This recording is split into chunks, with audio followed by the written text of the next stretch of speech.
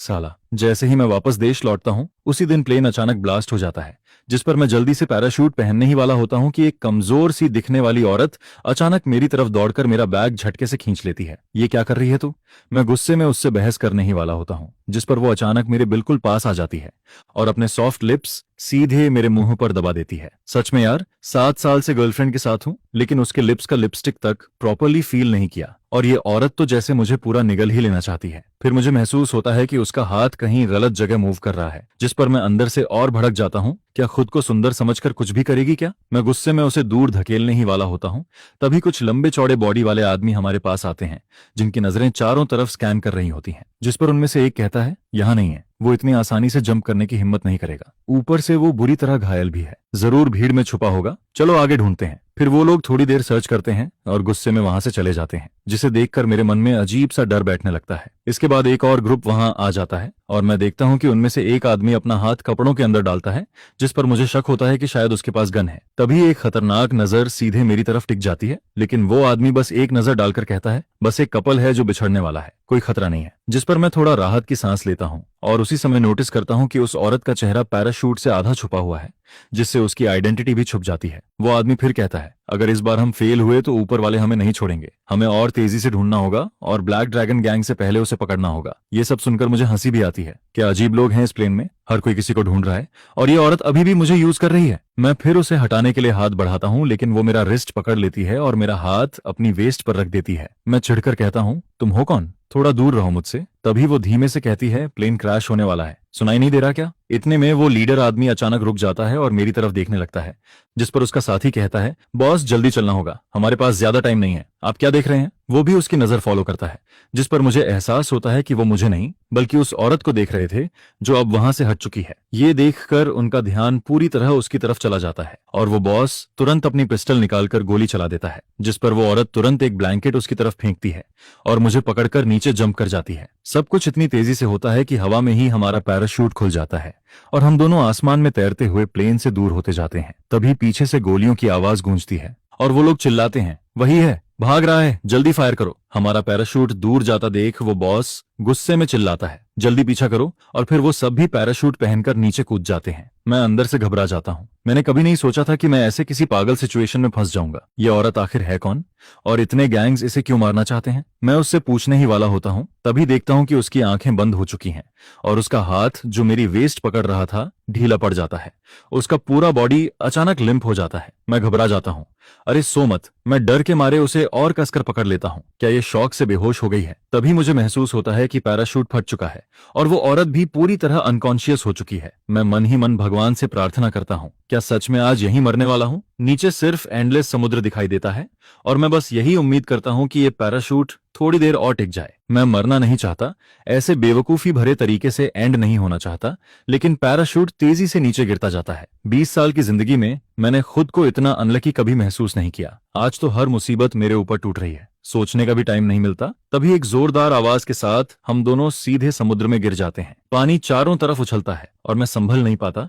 कई घूंट पानी निगल लेता हूँ। मेरा पूरा शरीर ठंडा पड़ जाता है और सांस लेना मुश्किल हो जाता है, लेकिन शुक्र है मुझे तैरना आता है, वरना आज यहीं खत्म हो जाता। मैं कुछ देर तक पानी में स्ट्रगल करता हूँ और बड़ी मुश्किल से खुद को काम करता हूँ। तभी देखता हूँ कि समुद्र की सतह पर लाल रंग फैल रहा है, जैसे किसी ने पानी में रंग घोल दिया हो। लेयर्स में फैलता हुआ खून जो काफी डरावना लग रहा है। मैं इधर उधर देखता हूँ, लेकिन उस औरत का कहीं पता नहीं चलता। तभी मुझे याद आता है कि वो घायल थी। क्या ये सारा खून उसी का है? मैं समझ जाता हूँ कि मामला सिंपल नहीं है और वो लोग कभी भी यहाँ पहुंच सकते हैं। अगर मैं इसमें फंस गया तो बड़ी मुसीबत हो जाएगी, लेकिन अगर उसे नहीं बचाया तो वो जरूर मर जाएगी। दोनों थॉट्स मेरे दिमाग में लड़ते रहते हैं और आखिर में मैं आंखें बंद करके पानी में डाइव कर जाता हूँ। मैं जल्दी से उसे ढूंढ लेता हूँ और पूरी ताकत लगाकर उसे ऊपर खींचता हूँ और फिर किनारे तक लेकर आता हूँ। मुझे नहीं पता ये जगह कौन सी है, लेकिन घरों के बाहर लटके फिशिंग नेट्स देखकर लगता है ये कोई फिशिंग विलेज है। मेरी नजर एक घर पर टिकती है जो सबसे पास होता है और मैं तुरंत मदद लेने का फैसला करता हूँ। मैं उस औरत को जमीन पर रखता हूँ और कहता हूँ, मैं अभी वापस आता हूँ। फिर मैं उस घर के दरवाजे पर जाकर नॉक करता हूँ, कोई है क्या? प्लीज मदद चाहिए। हेलो, कोई है? दरवाजा खोलिए।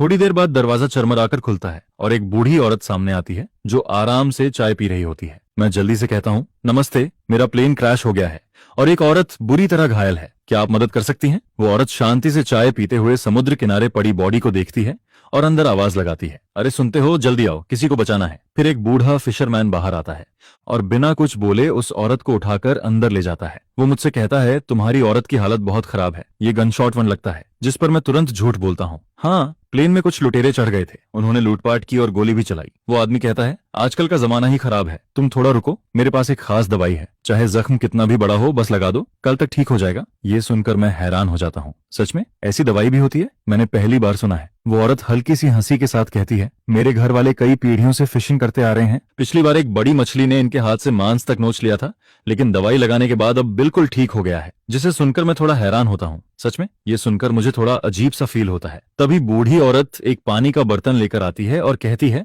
पहले तुम इसके घाव साफ कर लो, फिर बाद में दवाई लगानी है। जिस पर मैं नीचे उस औरत की तरफ देखता हूँ और वो दोनों हाथों से मेरी वेस्ट पकड़कर मेरे सीने पर सिर रखकर ऐसे रगड़ रही होती है जैसे कोई स्ट्रांग सहारा पकड़कर चैन से सो रही हो। ये क्या चल रहा है? अभी भी मौका देखकर मुझे यूज कर रही है। ये तो बेहोश थी ना, फिर भी ऐसे हरकत कर रही है। जिस पर मेरे मन में उसके लिए और भी बुरा इंप्रेशन बनता जाता है। तभी बूढ़ी औरत मुस्कुराते हुए कहती है, लगता है ये लड़की तुम्हें बहुत पसंद करती है, घायल होने के बाद भी तुम्हें छोड़ नहीं रही। आजकल के यंगस्टर्स भी ना, हमारे टाइम में तो हाथ पकड़ने में भी शर्माती थी। जिस पर मैं बस एक पॉलिश स्माइल देता हूँ, लेकिन अंदर से इस बेशर्म औरत के लिए इरिटेशन से भर चुका होता हूँ। इतनी चोट लगी है फिर भी सीधा लेट नहीं सकती। इसके बाद बूढ़ी औरत जाने लगती है।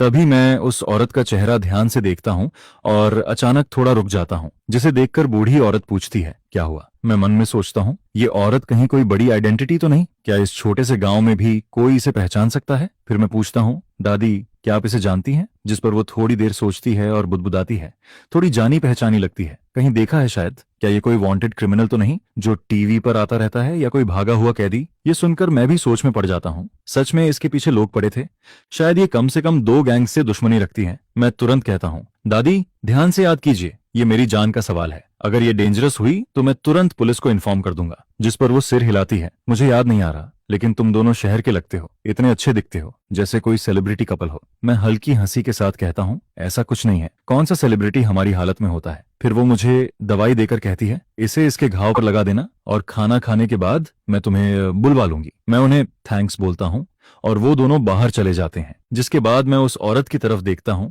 और हल्के से उसके माथे पर उंगली मारता हूँ। वो धीरे से कराहती है, जैसे दर्द वाली जगह छू गई हो। उसकी भौहें सिकुड़ जाती हैं और उसके शरीर से काला खून रिसने लगता है, जो उसके सीने से लगातार बह रहा होता है। हालांकि मैं ज्यादा विलिंग नहीं होता, फिर भी मैं उसका कपड़ा हटाकर घाव साफ करने लगता हूँ, सिर्फ इसलिए क्योंकि मैं नहीं चाहता कि वो यहाँ मर जाए और बात बड़ी बन जाए। उसका अपर बॉडी साफ करते करते पानी पूरा गंदा हो जाता है, जिस पर मैं बाहर जाकर नया गर्म पानी लेकर आता हूँ। अब मैं नीचे साफ करने ही वाला होता हूँ, लेकिन जैसे ही हाथ उसके कपड़ों तक पहुंचता है मैं हेजिटेट करता हूँ। बस हल्का सा साफ करना है, इसमें डरने वाली क्या बात है, लेकिन ये कपड़े इतने टाइट हैं, उतारूं कैसे? मैं काफी देर तक स्ट्रगल करता हूँ। तभी अचानक एक ठंडी आवाज आती है, क्या कर रहे हो तुम? मैं चौंक जाता हूँ और वो मेरा कॉलर पकड़कर मुझे अपनी तरफ खींच लेती है, जिस पर मैं उसके घाव पर दब जाता हूँ। मैं तुरंत कहता हूँ, सॉरी, मैंने जानबूझकर नहीं किया, और जल्दी से खड़ा हो जाता हूँ। गलत मत समझो, मैं बस तुम्हारी मदद कर रहा था। उसकी नजरें देखकर लगता है वो कुछ और ही सोच रही है, जिस पर मैं जल्दी से एक्सप्लेन करता हूँ, तुम्हारे कपड़े खुल नहीं रहे थे। उसकी आंखों में एक अजीब सी स्माइल आती है और वो कहती है, क्या देखना चाहते थे? उसकी ये बात सुनकर मेरे रोंगटे खड़े हो जाते हैं और मैं तुरंत कहता हूँ, ऐसा कुछ नहीं है, मेरी गर्लफ्रेंड है, मैं कोई गलत इरादा नहीं रखता। जिस पर वो हंसते हुए कहती है, कपड़े खोलना भी नहीं आता, फिर भी गर्लफ्रेंड है? मैं शर्म और गुस्से में कहता हूँ, हर रिलेशनशिप में ये सब जरूरी नहीं होता, हम दोनों काफी प्योर हैं। वो हल्का सा मुस्कुराती है और कहती है, तभी तो प्लेन में तुम्हारा किस इतना बेकार था, साफ दिख रहा था कि तुम्हारा फर्स्ट किस है। ये सुनते ही मैं और चिढ़ जाता हूँ। इतने सालों से मैं अपना पहला किस अपनी गर्लफ्रेंड के लिए बचाकर रखता हूँ और इस औरत ने उसे ऐसे ही छीन लिया। मैं गुस्से में कहता हूँ, मुझे तुम्हारी ओपिनियन नहीं चाहिए। वो हल्के से मुस्कुराती है और कहती है, मदद नहीं करोगे? अभी तो देखना चाहते थे, अब मुंह क्यों फेर लिया? फिर वो खुद को बहुत खास बताने लगती है, लेकिन मैं कहता हूँ, मेरी गर्लफ्रेंड तुमसे बेहतर है। ये सुनकर वो थोड़ी सरप्राइज्ड होती है, फिर हल्का सा मुस्कुराती है और धीरे धीरे मेरे करीब आती है, मेरे स्लीव को पकड़ती है जैसे कुछ बोलने वाली हो, लेकिन अचानक उसका बैलेंस बिगड़ जाता है। मैं तुरंत उसे पकड़ने के लिए आगे बढ़ता हूँ, लेकिन उसी पल उसके होंठ फिर से मेरे होंठों से टकरा जाते हैं और मैं कुछ सेकंड्स के लिए पूरी तरह फ्रीज हो जाता हूँ। फिर मैं गुस्से में उसे दूर करता हूँ, तुम्हें क्या प्रॉब्लम है, ऐसे बिहेव क्यों कर रही हो? वो एक शरारती बिल्ली की तरह मुस्कुराती है और कहती है, तुम खुद पास आए थे। मैं और भड़क जाता हूँ, अगर तुम गिरती नहीं तो मैं आता ही क्यों? मैं सोचता हूँ, मैंने आज तक इतनी बोल्ड औरत नहीं देखी, और उसकी आंखों में मजाक साफ दिख रहा होता है, जैसे वो मेरी इरिटेशन एंजॉय कर रही हो। वो फिर कहती है, अगर इतना ही बुरा लगा तो तुम भी किस कर सकते हो। मैं कुछ बोल पाता उससे पहले वो फोन मांगती है, फोन दो, मुझे देखना है। मैं अंदर ही अंदर सोचता हूँ, ये औरत आखिर है कौन जितना देखता हूँ उतना ही लगता है ये कोई क्रिमिनल है। तभी दरवाजे पर नॉक होता है। अरे नौजवान, खाना तैयार है। और तुम्हारी औरत भी जाग गई क्या? ये सुनकर मैं अंदर ही अंदर चिल्लाता हूँ, ये मेरी औरत नहीं है, लेकिन बाहर से कहता हूँ, हम अभी आते हैं, धन्यवाद। तभी वो औरत जानबूझकर कहती है, तुमने अभी तक मुझे दवाई नहीं लगाई, जैसे किसी तीसरे को सुनाना चाहती हो। जिस पर मैं उसे घूर कर देखता हूँ, जैसे कहना चाहता हूँ, खुद भी तो लगा सकती हो। अरे नौजवान, इतना टाइम हो गया फिर भी तुमने अपनी लड़की को दवाई नहीं लगाई क्या? जल्दी करो, वरना घाव और खराब हो जाएगा। पहले एंटीसेप्टिक से घाव साफ करना, फिर उसके बाद पाउडर डालना। मैं तुम दोनों को डिस्टर्ब नहीं करती, दवाई लगाकर बाहर खाना खाने आ जाना। ये कहकर वो दरवाजा बंद कर देती है, जिस पर मैं उस औरत को घूर कर देखता हूँ और वो हल्का सा मुस्कुराकर सिर हिला देती है, जैसे इस रिजल्ट से काफी सेटिस्फाइड हो। मैं अंदर ही अंदर दांत पीसता रहता हूँ। इसके बाद मैं आधी बोतल एंटीसेप्टिक उसके घाव पर डाल देता हूँ, जिससे हल्की जलन होती है, लेकिन वो बस हल्की सी कराहती है। सच में ये औरत काफी स्ट्रांग है। फिर मैं उसके घाव साफ करता हूँ, पाउडर डालता हूँ और धीरे धीरे बैंडेज बांध देता हूँ। ये सब खत्म होने के बाद हम दोनों कमरे से बाहर निकलते हैं। डाइनिंग एरिया में बूढ़ा कपल पहले से ही बैठा होता है, भूख से इंतजार करते हुए। जैसे ही वो हमें देखते हैं, बूढ़ी औरत मुस्कुराकर कहती है, बेटी अब ठीक हो ना? आओ बैठो, खाना तैयार है। बूढ़ा आदमी भी हंसकर कहता है, कुछ खास नहीं है, बस सिंपल खाना है, उम्मीद है तुम लोग बुरा नहीं मानोगे। जिस पर मैं उनकी तरफ से थैंक्स बोलता हूँ, क्योंकि मुझे पता है ये औरत तो कुछ बोलेगी नहीं। मैं बैठ जाता हूँ, लेकिन वो औरत अभी भी खड़ी होकर पूरे घर को ऑब्जर्व कर रही होती है और अचानक पूछती है, ये जगह कौन सी है? उसकी आवाज में एक अलग ही दबाव होता है, जिसे सुनकर बूढ़ी औरत जल्दी से जवाब देती है, ये एक फिशिंग विलेज है साउथ सिटी के बॉर्डर पर। जिस पर वो कहती है, साउथ सिटी? सुना है ईस्ट सिटी से करीब 10 घंटे दूर है। फिर वो तुरंत कहती है, मेरा फोन दो। बूढ़ी औरत जवाब देती है, यहाँ मोबाइल नहीं चलता, टाउन में एक लैंडलाइन है, कल मेरे पति तुम्हें वहां ले जाएंगे, करीब 2 घंटे लगेंगे। वो आगे बताती है कि यहाँ कोई कम्युनिकेशन सिस्टम नहीं है, 3 पीढ़ियों से वो लोग फिशिंग कर रहे हैं और बाहरी दुनिया से ज्यादा कॉन्टैक्ट वक्त नहीं रखते। मैं उसे इशारे से बैठने को कहता हूँ और वो भी बिना आर्ग्यू किए मेरे पास बैठ जाती है। टेबल पर सिंपल खाना रखा होता है, एक फिश और फिश सूप। बर्तन पुराने और टूटे फूटे होते हैं, लेकिन साफ होते हैं, लगता है सालों से यूज हो रहे हैं। जिस पर वो औरत खाना देखकर एपेटाइट खो देती है। बूढ़ी औरत कहती है, बेटी खाओ ना, गर्म है, और उसके लिए फिश निकालने लगती है, लेकिन वो अचानक मना कर देती है, जिससे बूढ़ी औरत ऑकवर्ड हो जाती है। तो मैं तुरंत बात संभालता हूँ, वो खुद ले लेगी, आप खाइए। और मैं फिश उठाकर बूढ़ी औरत के बाउल में डाल देता हूँ। फिर मैं एक और पीस उठाकर उस औरत को देता हूँ जिसमें काफी बोन्स होती हैं, और कहता हूँ, आराम से खाना, इसमें बोन्स ज्यादा है, सीवंस ज्यादा हैं। मैं अंदर ही अंदर खुश होता हूँ, जैसे थोड़ा रिवेंज ले लिया हो। लेकिन वो औरत सब समझ जाती है, फिर भी गुस्सा नहीं होती, बल्कि हल्का सा मुस्कुराती है। वो कहती है, घर पर तो तुम मेरे लिए बोन्स निकालते हो, मैं सिर्फ वही खाती हूँ। जिस पर मैं दांत भींचता हूँ, लेकिन बुजुर्गों के सामने चुप रहता हूँ। ड्रामा मत करो, खुद खाओ। वो और भी टीजिंग टोन में कहती है, तुम मुझे खिलाओगे नहीं? ये सुनकर दोनों बुजुर्ग थोड़ा ऑकवर्ड हो जाते हैं और मैं अंदर ही अंदर शर्म और गुस्से में जल रहा होता हूँ। मैं सोचता हूँ, ये क्या बोल रही है? ये लोग हमें कपल समझ रहे हैं और ये औरत तो हद कर रही है। तभी बूढ़ा आदमी कहता है, तुम लोग जैसे नॉर्मली खाते हो वैसे ही खाओ, हमें इग्नोर करो। मैं कुछ एक्सप्लेन करने ही वाला होता हूँ, लेकिन वो जल्दी से बोल देती है, हम तो यूजुअली एक दूसरे को खिलाते हैं। ये सुनकर बूढ़ा आदमी शौक में खांसते हुए खाना उगल देता है और बूढ़ी औरत उसे संभालती है। इस मौके का फायदा उठाकर मैं धीरे से कहता हूँ, बस करो अब। लेकिन वो कैजुअली बिहेव करती रहती है, जैसे कह रही हो, या तो तुम मुझे खिलाओ या मैं तुम्हें खिलाऊंगी। आखिर मैं उसका बाउल उठाता हूँ, फिश का टुकड़ा बोन्स के साथ उसके मुंह में डालता हूँ और कहता हूँ, इसे बोन्स पसंद है, आप लोग चिंता मत करो। मैं गुस्से में उसे और खिलाता हूँ, लेकिन वो फिर भी मुस्कुराती रहती है, जैसे कुछ हुआ ही नहीं। बाहर से हम दोनों एक क्लोज कपल जैसे लग रहे होते हैं। मैं सोचता हूँ इस बार मैंने जीत लिया, लेकिन तभी वो अचानक पास आ जाती है और अपने मुंह से फिश मेरे मुंह में डाल देती है। मैं शॉक में फ्रीज हो जाता हूँ और वो मुझे मजबूर कर देती है कि मैं सब निगल लूं। मैं घिन महसूस करता हूँ, लेकिन वो मेरे लिप्स टाइटली पकड़ लेती है और मुझे निगलने पर मजबूर कर देती है। दोनों बुजुर्ग ये देखकर दंग रह जाते हैं, जैसे उन्होंने ऐसा कुछ पहले कभी नहीं देखा। मैं मुश्किल से निगलता हूँ और सोचता हूँ कि बोन्स गले में अटक जाएंगी, लेकिन ऐसा कुछ नहीं होता। मैं हैरान होकर उसे देखता हूँ और वो आराम से बोन्स बाहर निकालकर टिश्यू से साफ कर देती है।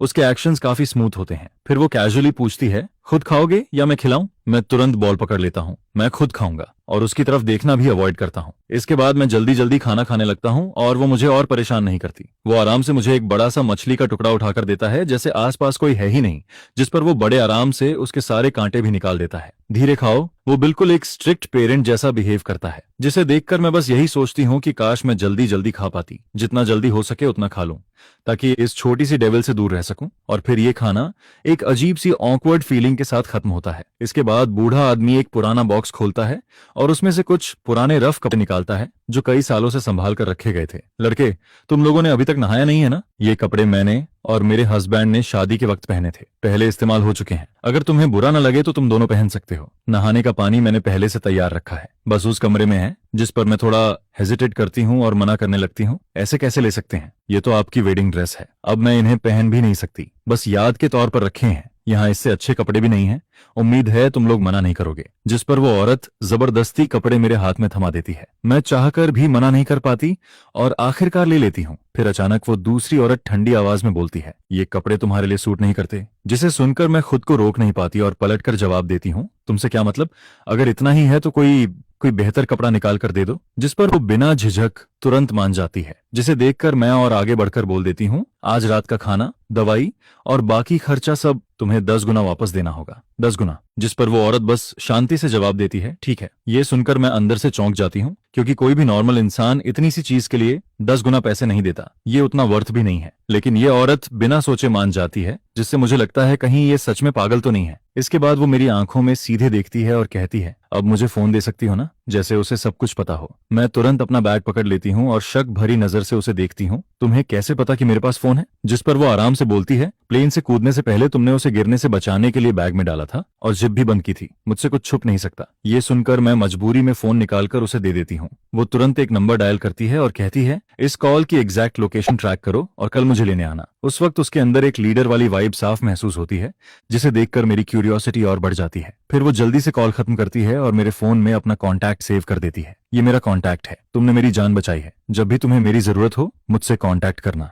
जिस पर मैं तुरंत फोन वापस खींच लेती हूँ और मन में सोचती हूँ, ये खुद ही अटैक हो रही है। इसके पास जाने से कहीं मैं और मुसीबत में ना पड़ जाऊं। मैं साफ कह देती हूँ, चिंता मत करो, मैं तुम्हें ढूंढने नहीं आऊंगी। इसके बाद मैं उससे बात बढ़ाना नहीं चाहती और नहाने जाने लगती हूँ। तभी वो लड़का बोलता है, इस फेवर के बदले तुम मुझसे कुछ भी मांग सकती हो, कुछ भी, मैं सब मानूंगा। जिस पर मैं रुकती हूँ और पीछे मुड़कर पूछती हूँ, पक्का? वो कॉन्फिडेंटली बोलता है, हाँ। जिस पर मैं थोड़ा सार्कास्टिक होकर बोलती हूँ, अगर मैं एक लग्जरी कार और विला मांगूं तो? वो तुरंत मुस्कुराकर कहता है, कार और विला तो दे ही दूंगा, साथ में खुद को भी बोनस में दे दूं तो? ये सुनकर मैं इरिटेट हो जाती हूँ और उससे बहस करना टाइम वेस्ट लगता है। मैं सीधे कहती हूँ, हटो, मुझे नहाने जाना है। उसी दौरान बाहर बूढ़ा आदमी अचानक कुछ याद करता है और कहता है, वो लड़की, क्या वो टीवी में आने वाली वही नहीं है? वो बिलियनर कंपनी की चेयरमैन फू चिंगहुआन? जिस पर बूढ़ी औरत बोलती है, तुम ज्यादा टीवी देखते हो, कोई चेयरमैन यहाँ क्यों आएगा? लेकिन बूढ़ा आदमी जवाब देता है, वो प्लेन से आई है, जरूर कोई खास होगी। टीवी में भी तो चेयरमैन लोग प्लेन से घूमते हैं। फिर वो हंसने लगता है और कहता है,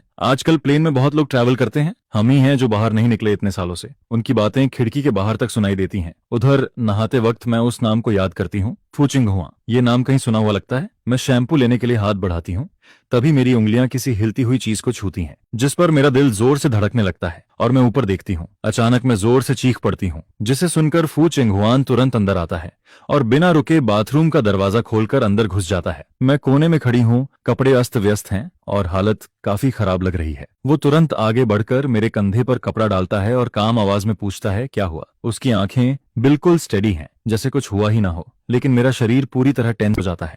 मैं उसके कंधे को कसकर पकड़ लेती हूँ, नसें उभर आती हैं और डर से कांपती आवाज में बोलती हूँ, सांप।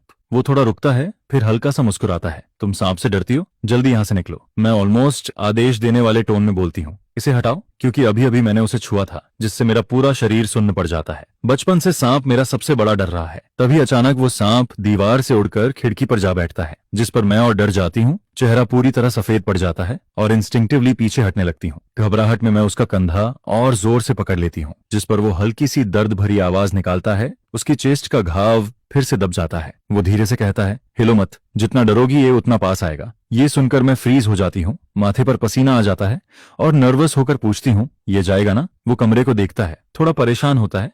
तभी बाहर से बूढ़ा आदमी पूछता है, सब ठीक है ना? जिस पर वो दरवाजे के सामने खड़ा होकर कहता है, सब ठीक है, बस थोड़ा डर गई है। फिर वो मेरा हाथ पकड़कर मुझे बाहर ले आता है। हम वापस कमरे में आते हैं और वो मुझे बेड के पास बैठा देता है। वो हल्के से मुस्कुराकर कहता है, इतना डर लगता है क्या? लेकिन मैं ना खड़ी हो पा रही हूँ ना ठीक से बैठ पा रही हूँ। शरीर अभी भी कांप रहा है, दिमाग में बस वही सांप घूम रहा है। मेरे दोनों हाथ साइड में टिके हुए हैं, पीठ पूरी तरह स्टिफ है और मैं खुद को जबरदस्ती काम करने की कोशिश करती हूँ। मेरी इस तरह की टेंस हालत देखकर उसकी आंखें हल्का सा हिलती हैं, जिस पर वो अचानक फील करता है कि एक आदमी जो साफ साफ डर रहा है फिर भी खुद को संभाल रहा है और वीक नहीं दिखना चाहता, वो उसे अजीब तरह से अट्रैक्ट करने लगता है। वो कहता है, आज रात तुम बेड पर सो जाओ। जिस पर मैं सोचती हूँ कि अगर मैं अभी यहां से नहीं गई तो पता नहीं क्या कर बैठूंगी। मैं जाने लगती हूँ, तभी वो मुझे रोक कर कहता है, रुको। मैं डर के मारे दीवार पर रेंग रहे उस कीड़े को घूरती रहती हूँ, जिसकी स्लो मूवमेंट देखकर भी मेरी नजर हटती ही नहीं है। ये घर सच में अजीब है, हर जगह कुछ ना कुछ रेंगता रहता है, कहीं इंसेक्ट तो कहीं उड़ने वाले छोटे छोटे बग्स। जिस पर वो हंसकर कहता है, क्या तुम इंसेक्ट से भी डरती हो? तुम सच में आदमी हो भी या नहीं?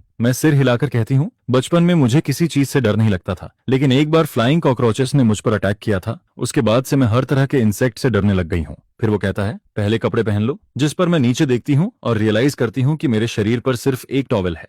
ये देखकर मैं और ऑकवर्ड फील करती हूँ और जल्दी जल्दी कपड़े पहन लेती हूँ। फिर वो कैजुअली बोलता है, अब तो तुम्हारा जी करता होगा कि खुद को खत्म कर लो, है ना? लेकिन वो मुझे मजाक नहीं उड़ा रहा होता और फिर आराम से आकर मेरे पास लेट जाता है। जिस पर मैं हैरान होकर पूछती हूँ, क्या तुम आज रात यहीं सोने वाले हो? वो सीधा जवाब देता है, और क्या? मैं हेजिटेंट होकर कहती हूँ, हम दोनों स्ट्रेंजर्स हैं, एक कमरे में साथ सोना, अगर किसी को पता चला तो तुम्हारी रेपुटेशन। जिस पर वो बीच में ही रोक देता है, टेंशन मत लो, मुझे तुम्हें कोई इंटरेस्ट नहीं है और वैसे भी मैं इंजर्ड हूँ, कुछ कर भी नहीं सकता। मैं सोच में पड़ जाती हूँ, बात तो सही है, लेकिन फिर भी मेरा गार्ड पूरी तरह डाउन नहीं होता। मेरे डाउटफुल एक्सप्रेशन को देखकर वो कहता है, अगर कॉकरोच आया तो मैं हेल्प कर दूंगा, मैं तुम्हारी तरह डरपोक नहीं हूँ। ये सुनकर मैं थोड़ा शांत होती हूँ, पूरा दिन थकी हुई भी हूँ। जिस पर धीरे धीरे मेरी सावधानी कम होती है और मैं लेट जाती हूँ। अगली सुबह तेज हवा खिड़की से टकराती है, टेप लगी खिड़की जोर जोर से हिलती है। या तो हवा बहुत तेज है या ये पुराना घर बहुत कमजोर हो चुका है। तभी छत की टाइल्स उड़कर नीचे गिरने लगती हैं, जिस पर जैसे जैसे एक लग्जरी प्लेन पास आता है, टाइल्स और तेजी से गिरने लगती हैं और देखते ही देखते छत पूरी तरह उखड़ जाती है। घर का सारा सामान हवा में उड़ने लगता है, खिड़कियां भी टिक नहीं पाती। पूरा सीन काफी डरावना बन जाता है। बाहर बूढ़ा आदमी ये देखकर घबरा जाता है और तुरंत भागकर एक कोने में छिप जाता है। वो प्लेन बार बार उतरने की कोशिश करता है, लेकिन जगह कम होने की वजह से नहीं उतर पाता। फिर कुछ चक्कर लगाने के बाद दूर जाकर लैंड करता है, जिस पर आसपास के फिशरमैन और विलेजर्स तमाशा देखने के लिए इकट्ठा हो जाते हैं। ये छोटा सा गांव जो दुनिया से कटा हुआ था, आज पहली बार इतना हलचल देख रहा है। मैं इस शोर से जागती हूँ और रियलाइज करती हूँ कि मैं फू चिंगहुआन को पकड़कर सो रही थी। जिस पर मैं तुरंत उठकर बैठ जाती हूँ, लेकिन शुक्र है कि हम दोनों ठीक से कपड़ों में हैं। मैं उसकी तरफ देखती हूँ, वो मुझे घूर रहा है, चेहरे पर साफ डिस्गस्ट है। वो कहता है, रात भर तुम मुझे पिलो की तरह हग करते रहे, मुझे सोने भी नहीं दिया। ये सुनकर मैं शॉक हो जाती हूँ और रात का सपना याद आता है, जिसमें मैं कुछ सॉफ्ट और वार्म चीज को पकड़े हुए था और वो असल में यही औरत निकलती है। मैं पूछती हूँ, तो तुमने मुझे जगाया क्यों नहीं? वो जवाब देता है, अगर तुम्हें जगाता और तुम वायलेंट हो जाते तो तब तो सिर्फ हक करना ही नहीं होता। उसकी बात सुनकर मैं इरिटेट हो जाती हूँ। ये औरत सच में अजीब तरीके से बात करती है। तभी मुझे बाहर का शोर याद आता है। वो कहती है, मेरे लोग हमें लेने आ गए हैं। फिर वो उठकर कहती है, चलो अभी चलते हैं। मैं बोलती हूँ, लेकिन मैंने अभी तक ब्रश भी नहीं किया। जिस पर वो मना कर देती है और कहती है, मैं तुम्हें कहीं और ले जाऊंगी या तुम उस कॉकरोच वाले कमरे में जाना चाहते हो? कॉकरोच का नाम सुनते ही मैं तुरंत मना कर देता हूँ। मेरे पास कोई और ऑप्शन नहीं होता, इसलिए मैं उसके साथ बाहर निकलता हूँ। बाहर काफी लोग इकट्ठा हैं और थोड़ी दूरी पर एक प्राइवेट जेट खड़ा है जो बेहद लग्जूरियस दिख रहा है। उस पर एक स्पेशल लोगो बना है जो उसे और भी हाई क्लास बनाता है। मैं बचपन से लग्जरी में पला हूँ, हर तरह के प्लेन में बैठ चुका हूँ, लेकिन ये प्लेन ये तो उन सबसे भी कई गुना ज्यादा एक्सपेंसिव है, जिसकी कीमत अरबों में है। कहा जाता है कि इसके अंदर living area, work space, entertainment zone, rest area, bedroom सब कुछ मौजूद है। तभी एक वुमन प्लेन से उतरती है। उसका ऑरा देखकर लगता है जैसे कोई रिच हेयरेस हो। जिस पर वो मेरी तरफ बढ़ती है, होंठों पर हल्की सी स्माइल है। मैं मन में सोचता हूँ, क्या ये मेरी फैन है या मुझे पसंद करती है? इतनी दूर इस छोटे गांव में ये मुझे कैसे ढूंढ सकती है? अगर फैन नहीं है तो मुझे ऐसे क्यों देख रही है? मैं कंफ्यूज होकर सोचता हूँ, अगर ये प्रपोज कर दे तो मैं क्या जवाब दूंगा? मेरे पास ऑलरेडी गर्लफ्रेंड है। लेकिन तभी वो मेरे पास से गुजरकर सीधे फू चिंगहुआन के सामने पहुंच जाती है और झुककर कहती है, मिस, आखिरकार मैंने आपको ढूंढ लिया, मुझसे गलती हो गई। मुझे उम्मीद नहीं थी कि वो लोग प्लेन में ही अटैक कर देंगे। ये सुनकर मैं शॉक हो जाता हूँ। ये लड़की आखिर है कौन? फू चिंगहुआन शांत होकर पूछती है, सब पता चला? वो जवाब देती है, ब्लैक ड्रैगन गैंग और एक्सट्रीम ऑर्गेनाइजेशन के अलावा भी कुछ अननोन लोग थे, उन्होंने प्लेन के विंग्स को ब्लास्ट कर दिया था। फू चिंगहुआ पूछती है, टारगेट कौन था? जिस पर वो थोड़ी देर रुककर कहती है, टारगेट एक आदमी था, लेकिन अभी तक कंफर्म नहीं हो पाया। वो मुझे एक नजर देखती है, जैसे सोच रही हो कि मैं कौन हूँ जो उसकी मिस के इतना करीब खड़ा हूँ, क्योंकि उसकी मिस नॉर्मली किसी आदमी के करीब नहीं आती। फू चिंगहुआ कुछ सोचने लगती है, फिर कहती है, इस घर को रिपेयर करवाओ। लैंडिंग के वक्त हमने इनकी छत तोड़ दी, जिस पर वो वूमन सिर झुकाकर हाँ कर देती है। वो आदमी तुरंत बोलता है। सबो नर्डिनेट अपनी गलती मानता है, जिस पर चिंगुआन पास खड़ी औरत से पूछती है, क्या तुम अपने हस्बैंड को जानती हो? ये सुनकर वो औरत शॉक में पड़ जाती है। उसके मुंह से एक शब्द भी नहीं निकलता है। दोनों की बातों से साफ लग रहा होता है कि ये औरत बिल्कुल भी सिंपल नहीं है। जिस पर पास खड़ी दूसरी वुमन भौहें सिकोड़कर बोलती है, हमारी मिस आपसे बात कर रही हैं। तब वो जल्दी से संभलती है और कहती है कि वो उन्हें एक नया फिशिंग यार्ड देकर कंपेंसेट करेगी। फुथान हुआन सब इंस्ट्रक्शंस देने के बाद मेरी तरफ देखती है, जिसे देखकर मैं सोच में पड़ जाता हूँ। मुझे लगा था वो कल रात की बात को मजाक समझेगी, लेकिन वो तो उसे सीरियसली ले रही है और मुझे समझ नहीं आता कि क्या जवाब दूं। फिर वो कामली बोलती है, रहने के लिए मैं इन्हें एक नया घर दिलवा दूंगी, और जो मेडिकल एक्सपेंस तुमने कहा था, जिस पर टीटी तुरंत एक चेक निकालती है 1 मिलियन युआन का और देने के लिए तैयार होती है। लेकिन तभी उसे कुछ याद आता है। वो पूछती है, मिस यहाँ आसपास कोई बैंक है जहाँ ये चेक कैश हो सके? क्योंकि अगर ये कपल चेक ले भी लेते हैं तो इतने दूर इलाके में उसे कैश करना मुश्किल है, और अगर कैश हो भी जाए तो इतने पैसे लेकर जाना भी रिस्की है। जिस पर फोथान हुआन बिना सोचे कहती है, तो कैश दे दो। इसके बाद TUI OUTI प्लेन से एक सूटकेस भरकर कैश लाती है और उस औरत के सामने रखती है। ये हमारी मिस की तरफ से है, कृपया एक्सेप्ट करें। औरत कांपते हाथों से सूटकेस खोलती है। अंदर नीटली रखे हुए ढेर सारे युआन के बंडल्स देखकर उसकी आंखें फटी रह जाती हैं और अगले ही पल वो शॉक में बेहोश हो जाती है। जिस बूढ़ा आदमी घबराकर उसे पकड़ता है, खुद भी सूटकेस के अंदर झांकता है और लगभग बेहोश होने लगता है, क्योंकि इतने पैसे उसने जिंदगी में कभी नहीं देखे। फिर फोथान हुआन आगे बढ़ती है और कहती है, मेरे साथ चलो। मैं जल्दी से उसके पीछे पीछे प्लेन में चढ़ जाता हूँ। अंदर आते ही मैं देखता हूँ कि केबिन में 8 बड़े सोफा लगे हैं। हर तरफ एडवांस्ड ऑडियो सिस्टम है, जिससे साफ पता चलता है कि ये टॉप लेवल लग्जरी जेट है। फिर वो आदेश देती है, इसे नहाने के लिए ले जाओ, और खुद बेडरूम के अंदर वाले बाथरूम में चली जाती है। जिस पर TTAITAI मुझे दूसरे बड़े बाथरूम की तरफ इशारा करते हुए कहती है, सर इस तरफ आइए। मैं उसके पीछे पीछे चलता हूँ और मन में सोचता हूँ कि फोथान हुआन आखिर है कौन, लेकिन फिर खुद ही सोचता हूँ कि जानने की जरूरत भी नहीं है। प्लेन से उतरते ही हम अलग हो जाएंगे, शायद फिर कभी मिलना भी ना हो। वो मुझे सारी चीजें दिखाती है। यहाँ पर्सनल केयर आइटम्स हैं, यहाँ कपड़े हैं और बाथरूम अंदर है, सब कुछ रेडी है। मैं हैरानी से उन कपड़ों को देखता हूँ और पूछता हूँ, ये सब मेरे लिए है? वो जवाब देती है, जी सर। जिस पर मैं हल्के सार्कास्टिक टोन में कहता हूँ, कपड़ों के साथ मेल अंडरवियर भी है। ये सोचकर ही अजीब लग रहा है। वो तुरंत समझ जाती है कि मैं क्या सोच रहा हूँ और जल्दी से एक्सप्लेन करती है, ऐसा नहीं है, मिस ने कल रात ही मैसेज में सब अरेंज करने को कहा था और ये सब आपकी साइज के हैं। ये सुनकर मेरे कान लाल हो जाते हैं। मैं सोचता हूँ, उसने कब मैसेज किया? मुझे तो कुछ पता ही नहीं चला। वो बताती है, रात 11 बजे। जिस पर मुझे याद आता है कि उस वक्त मैं सो चुका था, तो क्या उसने चुपके से मेरा फोन लेकर मैसेज किया? ये सोचकर मेरे अंदर गुस्सा और शर्म दोनों भर जाते हैं।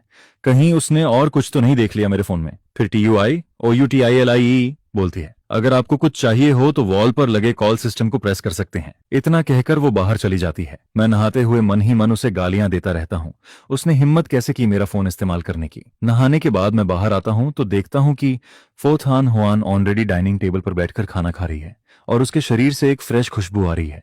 क्लीन ड्रेस में वो बिल्कुल अलग लग रही है और उसका स्टेक काटने का तरीका भी बेहद एलिगेंट है, जिससे साफ पता चलता है कि वो किसी नॉर्मल रिच फैमिली से नहीं है। मैं जैसे ही बैठता हूँ, वो कहती है, कल रात तुमने मेरी जान बचाई थी, इसके बदले मैं तुम्हें 10 मिलियन दूंगी। जिस पर मैं रुक जाता हूँ। ये बात मुझे अजीब लगती है। तभी TT तुरंत एक चेक लिखकर मेरे सामने रखती है, ये हमारी मिस की तरफ से है। मैं ठंडे स्वर में मना कर देता हूँ, जरूरत नहीं है, कल रात तो बस मैंने यूं ही मदद कर दी थी। लेकिन तभी फोथान हुआन बोलती है, इससे सर्विस फी समझ लो। ये सुनकर TOTO पूरी तरह शॉक्ड रह जाती है।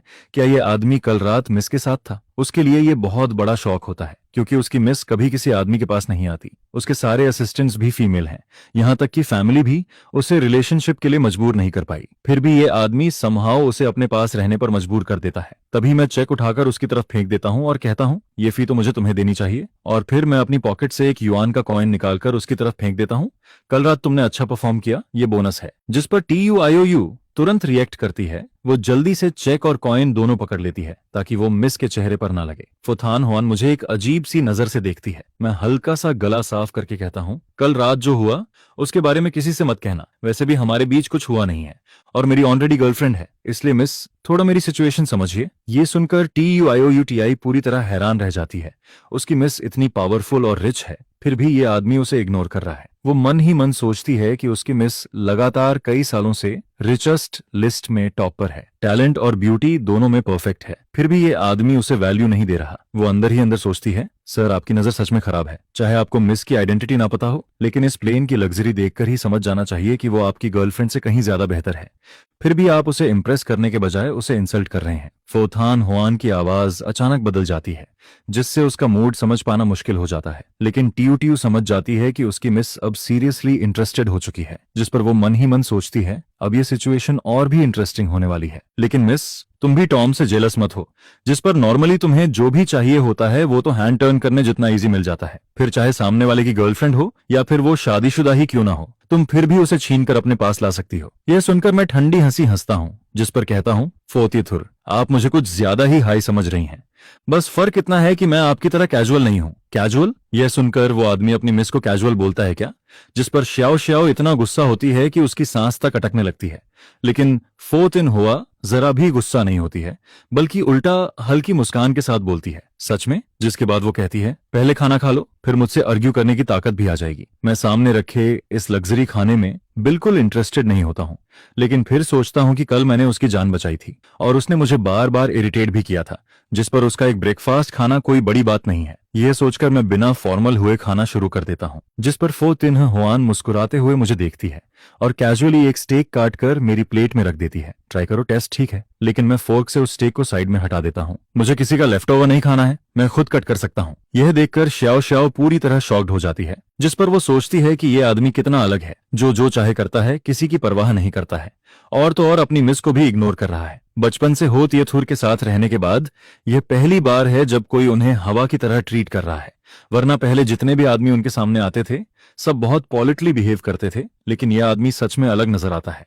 इसके बाद मैं ब्रेकफास्ट खत्म करता हूं और उसी समय प्लेन भी डोंगथान के सिविल एयरपोर्ट पर लैंड कर जाता है, जिस पर मैं कैजुअली बोलता हूं, फूतियथु, थैंक्स फॉर द हॉस्पिटैलिटी, फिर कभी मिलने की जरूरत नहीं है और उम्मीद करता हूं कि इस लाइफ में दोबारा मुलाकात ना हो। यह कहकर मैं सीधे प्लेन से उतरता हूं, एक टैक्सी पकड़ता हूं और वहां से निकल जाता हूं, जिस पर फोथान हुआ मेरी जाती हुई बैग को देखती रहती है, जैसे कुछ सोच रही हो, और उसके पास खड़ी श्याओ श्याओ धीरे से पूछती है, मिस, क्या हम घर वापस जाएं? जिस पर उसे साफ महसूस होता है कि मिस का मूड ठीक नहीं है। ऑफिस चलते हैं, फोथान हुआन हल्की डिसैप पॉइंटेड आवाज में कहती है, जिस पर श्याओ श्याओ धीरे से पूछती है, क्या आप उसका बैकग्राउंड चेक करवाना चाहती हैं? यह सुनकर फोथान हुआ उसे ठंडी नजर से देखती है, जैसे उसे अननेसेसरी बातों के लिए डांट रही हो। श्याओ श्याओ तुरंत डर जाती है और माफी मांगने ही वाली होती है, लेकिन तभी फोथान हुआ बोलती है, लगता है तुम मुझे अब अच्छी तरह समझने लगी हो। यह सुनकर श्याओ श्याओ उसके होंठों पर आई अजीब सी स्माइल को देखती है और उसका पूरा शरीर कांप जाता है, जिस पर उसे समझ नहीं आता कि खुश हो या डर जाए, क्योंकि यह पहली बार है जब मिस किसी आदमी के लिए ऐसा बिहेव कर रही है। और अभी थोड़ी देर पहले ही उसे ड्रॉप करने के लिए वो अपने विला एरिया के पास से गुजरते हुए भी नहीं रुकी थी, बल्कि खास तौर पर डोंगथान के सिविल एयरपोर्ट तक गई थी, सिर्फ इसलिए कि वो आसानी से टैक्सी ले सके, जो बिल्कुल भी लॉजिकल नहीं लगता है। और ये सब सिर्फ एक रात में हो गया था। जिस पर श्याओ श्याओ जल्दी से सिर झुकाकर कहती है, यस मिस, मैं अभी इन्वेस्टिगेशन शुरू करती हूँ।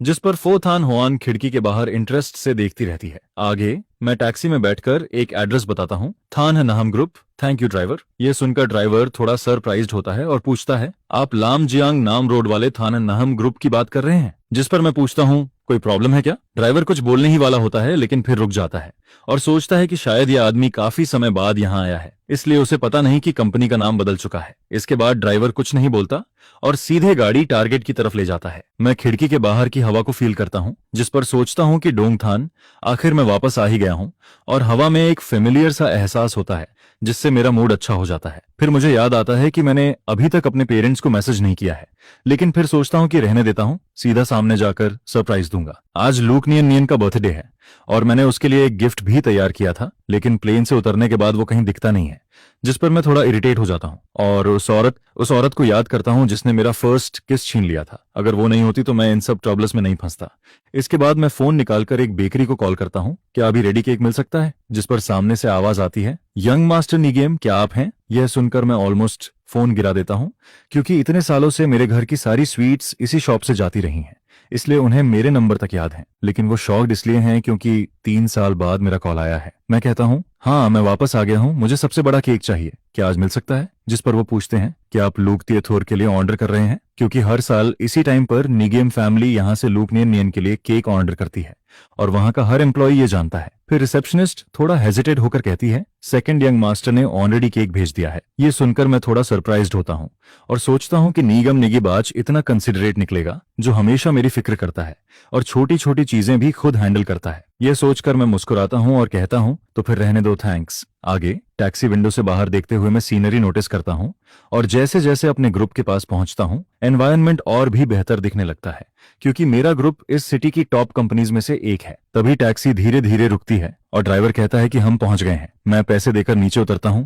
लेकिन उतरते ही नोटिस करता हूं कि नाम बदल चुका है, थान ग्रुप। मैं आसपास देखते हुए कंफ्यूज हो जाता हूं, क्योंकि जगह बिल्कुल वही है, सारे बिल्डिंग्स भी सेम हैं, लेकिन नाम समझ नहीं आता। तभी दो एम्प्लॉयज पास से गुजरते हैं और बात करते हैं, कल निगम बॉस ने कहा था ना, आज वो यहाँ नहीं है, इसलिए इस प्लान को हमें क्लोजली फॉलो करना होगा। दूसरा कहता है, नीम बॉस यानी किम गांतो, उनके लीडरशिप में पिछले 3 सालों में प्रॉफिट्स काफी कम हुए हैं। यह सुनकर मैं तुरंत उन्हें रोकता हूँ। एक्सक्यूज मी, क्या तुम लोग जिस निगम बॉस की बात कर रहे हो वो निगम वेन डोंग है? जिस पर वो दोनों ऑकवर्ड होकर हंसते हैं। हाँ वही। मैं कहता हूँ ठीक है, थैंक्स। और वो दोनों मुझे अजीब नजर से देखकर चले जाते हैं, जिस पर मुझे समझ आता है कि फैमिली ने कंपनी का नाम बदल दिया है और मेरे अंदर जो भी डाउट्स थे वो धीरे धीरे खत्म हो जाते हैं। इसके बाद मैं कॉन्फिडेंटली कंपनी के गेट के अंदर एंटर करता हूँ, जिस पर रिसेप्शनिस्ट मुझे देखकर पॉलिटली खड़ी हो जाती है और कहती है, हेलो सर, आप किससे मिलना चाहते हैं? मैं कहता हूँ, मेरा नाम एनगीम थन है, मैं नीम वेन डोंग का बेटा हूँ और इस कंपनी का करंट सीईओ हूँ। प्लीज इन्फॉर्म कर दो कि मैं वापस आ गया हूँ और ऊपर जाना चाहता हूँ। जैसे ही मैं अपनी बात खत्म करता हूँ, सामने वाली अचानक हंसने लगती है।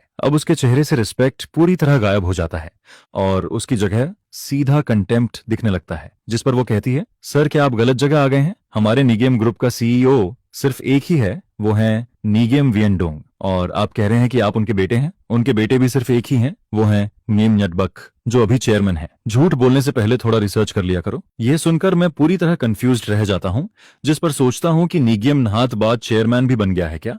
3 साल पहले जब ग्रैंडप्पा की डेथ हुई थी और लॉयर ने विल पढ़ी थी, तब साफ साफ कहा गया था कि थान निगेम ग्रुप के 80% शेयर्स और बिलियंस की प्रॉपर्टी मेरे और मेरे फादर निगेम वियन डोंग के बीच फेयर कंपटीशन में जाएगी। जो पहले कंडीशंस पूरी करेगा वही सक्सेसर बनेगा। उससे पहले मैं और मेरे फादर दोनों ही इस ग्रुप के सीईओ थे और साथ मिलकर कंपनी हैंडल कर रहे थे। उस विल में निगेम नहाटबाज का नाम तक नहीं था, फिर उसका हिस्सा कहां से आ गया? मैं हल्की स्माइल के साथ पूछता हूं, कहीं आपको कुछ मिसअंडरस्टैंडिंग तो नहीं हो रही? जो मैं कह रहा हूं वो सब सच है और निगेम नहाटबाज मेरा छोटा भाई है। जिस पर रिसेप्शनिस्ट हल्की स्माइल के साथ बोलती है, सच में?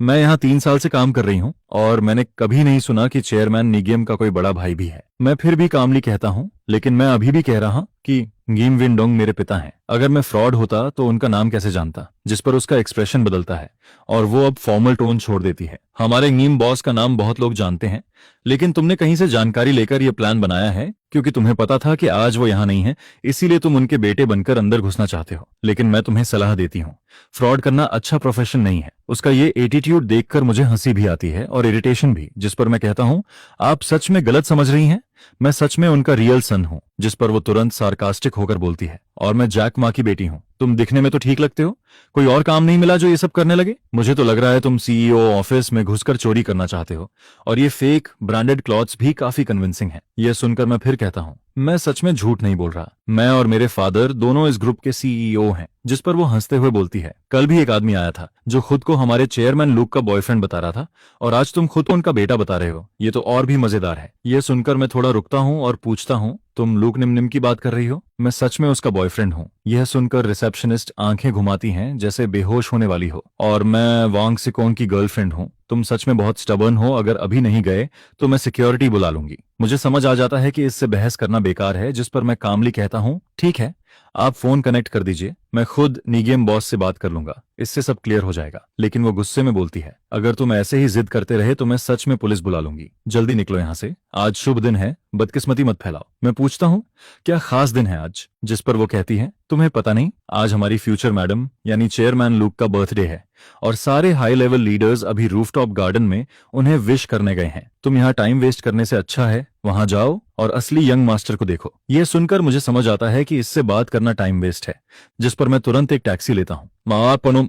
और अंदर ही अंदर इरिटेट भी होता हूँ और हंस भी रहा होता हूँ कि ये रिसेप्शनिस्ट ओवर डेडिकेटेड है या बस लोगों को परेशान करती है। इसके बाद मैं फोन निकालकर अपने पेरेंट्स को कॉल करता हूँ, लेकिन कई बार ट्राई करने के बाद भी कोई कॉल नहीं उठाता। फिर मैं अपने भाई और लूक निम निम को कॉल करता हूँ, लेकिन चारों में से कोई भी फोन नहीं उठाता। जिस पर मैं ड्राइवर से पूछता हूँ, थान नहम ग्रुप का नाम बदलकर थानथच ग्रुप कब हो गया? ड्राइवर कहता है, मुझे नहीं पता, मैं 2 साल से यहाँ हूँ और हमेशा से इसका नाम थान थच ग्रुप ही सुना है। मैं सिर हिलाता हूँ और कुछ नहीं पूछता। इसके बाद मैं डोंगथान के सबसे बड़े होटल पहुंचता हूँ और रूफटॉप गार्डन की तरफ जाता हूँ, लेकिन इनविटेशन न होने की वजह से 2 गार्ड्स मुझे रोक देते हैं। मैं जितना भी समझाने की कोशिश करता हूँ वो बिल्कुल नहीं मानते। चलो यहाँ से, ड्रामा मत करो। मैं कहता हूँ, मैं सच में निगियम वियनडोंग का बेटा हूँ। जिस पर वो कहते हैं, अगर नहीं गए तो हम फोर्स यूज करेंगे। तभी पीछे से एक फैमिलियर वॉइस आती है, अरे ये तो गिथन है ना? मैं पीछे मुड़कर देखता हूँ तो सामने थच हाउ खड़ा होता है। 3 साल बाद भी वो पहले से ज्यादा स्मार्ट दिखता है। गार्ड्स उसे देखते ही रिस्पेक्टफुली ग्रीट करते हैं, लेकिन वो उन्हें इग्नोर करके सीधे मेरी तरफ देखता है। कब वापस आया?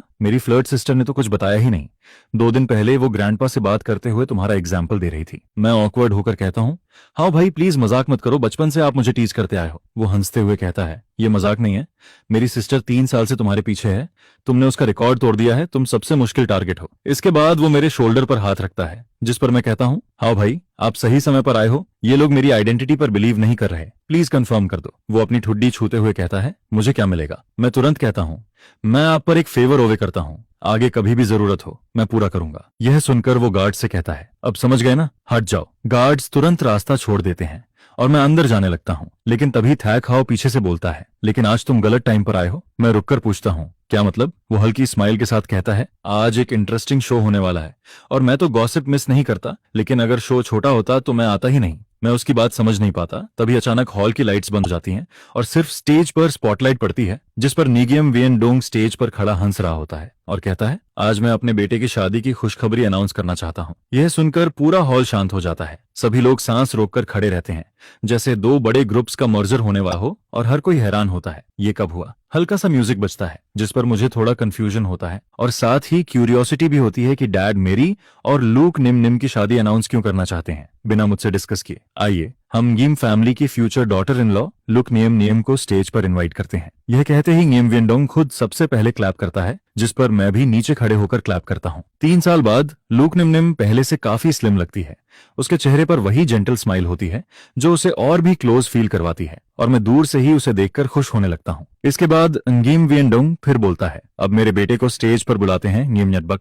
यह सुनते ही पूरा हॉल तालियों से गूंज उठता है, जिस पर निगियम नहात बाच मुस्कुराते हुए स्टेज पर आता है। 3 साल में वो पहले से ज्यादा मैच्योर दिखता है, लेकिन जो चीज मुझे शॉक करती है वो यह कि लूक नियम नियम उसका हाथ कसकर पकड़े रहती है। दोनों एक दूसरे को ऐसे देखते हैं जैसे वो डीपली इन लव कपल हो, जिस पर मेरे ऊपर जैसे बिजली गिरती है और मैं अपने आप को संभाल नहीं पाता। एक कदम पीछे लड़खड़ा जाता हूँ। ये सब देखकर मुझे यकीन ही नहीं होता कि मेरी गर्लफ्रेंड और मेरा खुद का भाई अब अपनी एंगेजमेंट अनाउंस करने वाले हैं। तभी थच हाओ मुझे संभालता है और हल्के मजाक में कहता है, अभी से ये हाल है, असली शो तो अभी बाकी है। तभी गिम वियनडोंग की हंसी गूंजती है और वो अनाउंस करता है, इस शुभ दिन पर मैं अनाउंस करता हूँ कि गिम फैमिली और लुक फैमिली अब रिश्ते में जुड़ रहे हैं। मेरा बेटा गिम न्यटबक लुक फैमिली की हैरिस लुक नियम नियम से शादी करेगा। उनकी शादी अगले महीने की 28 तारीख को होगी।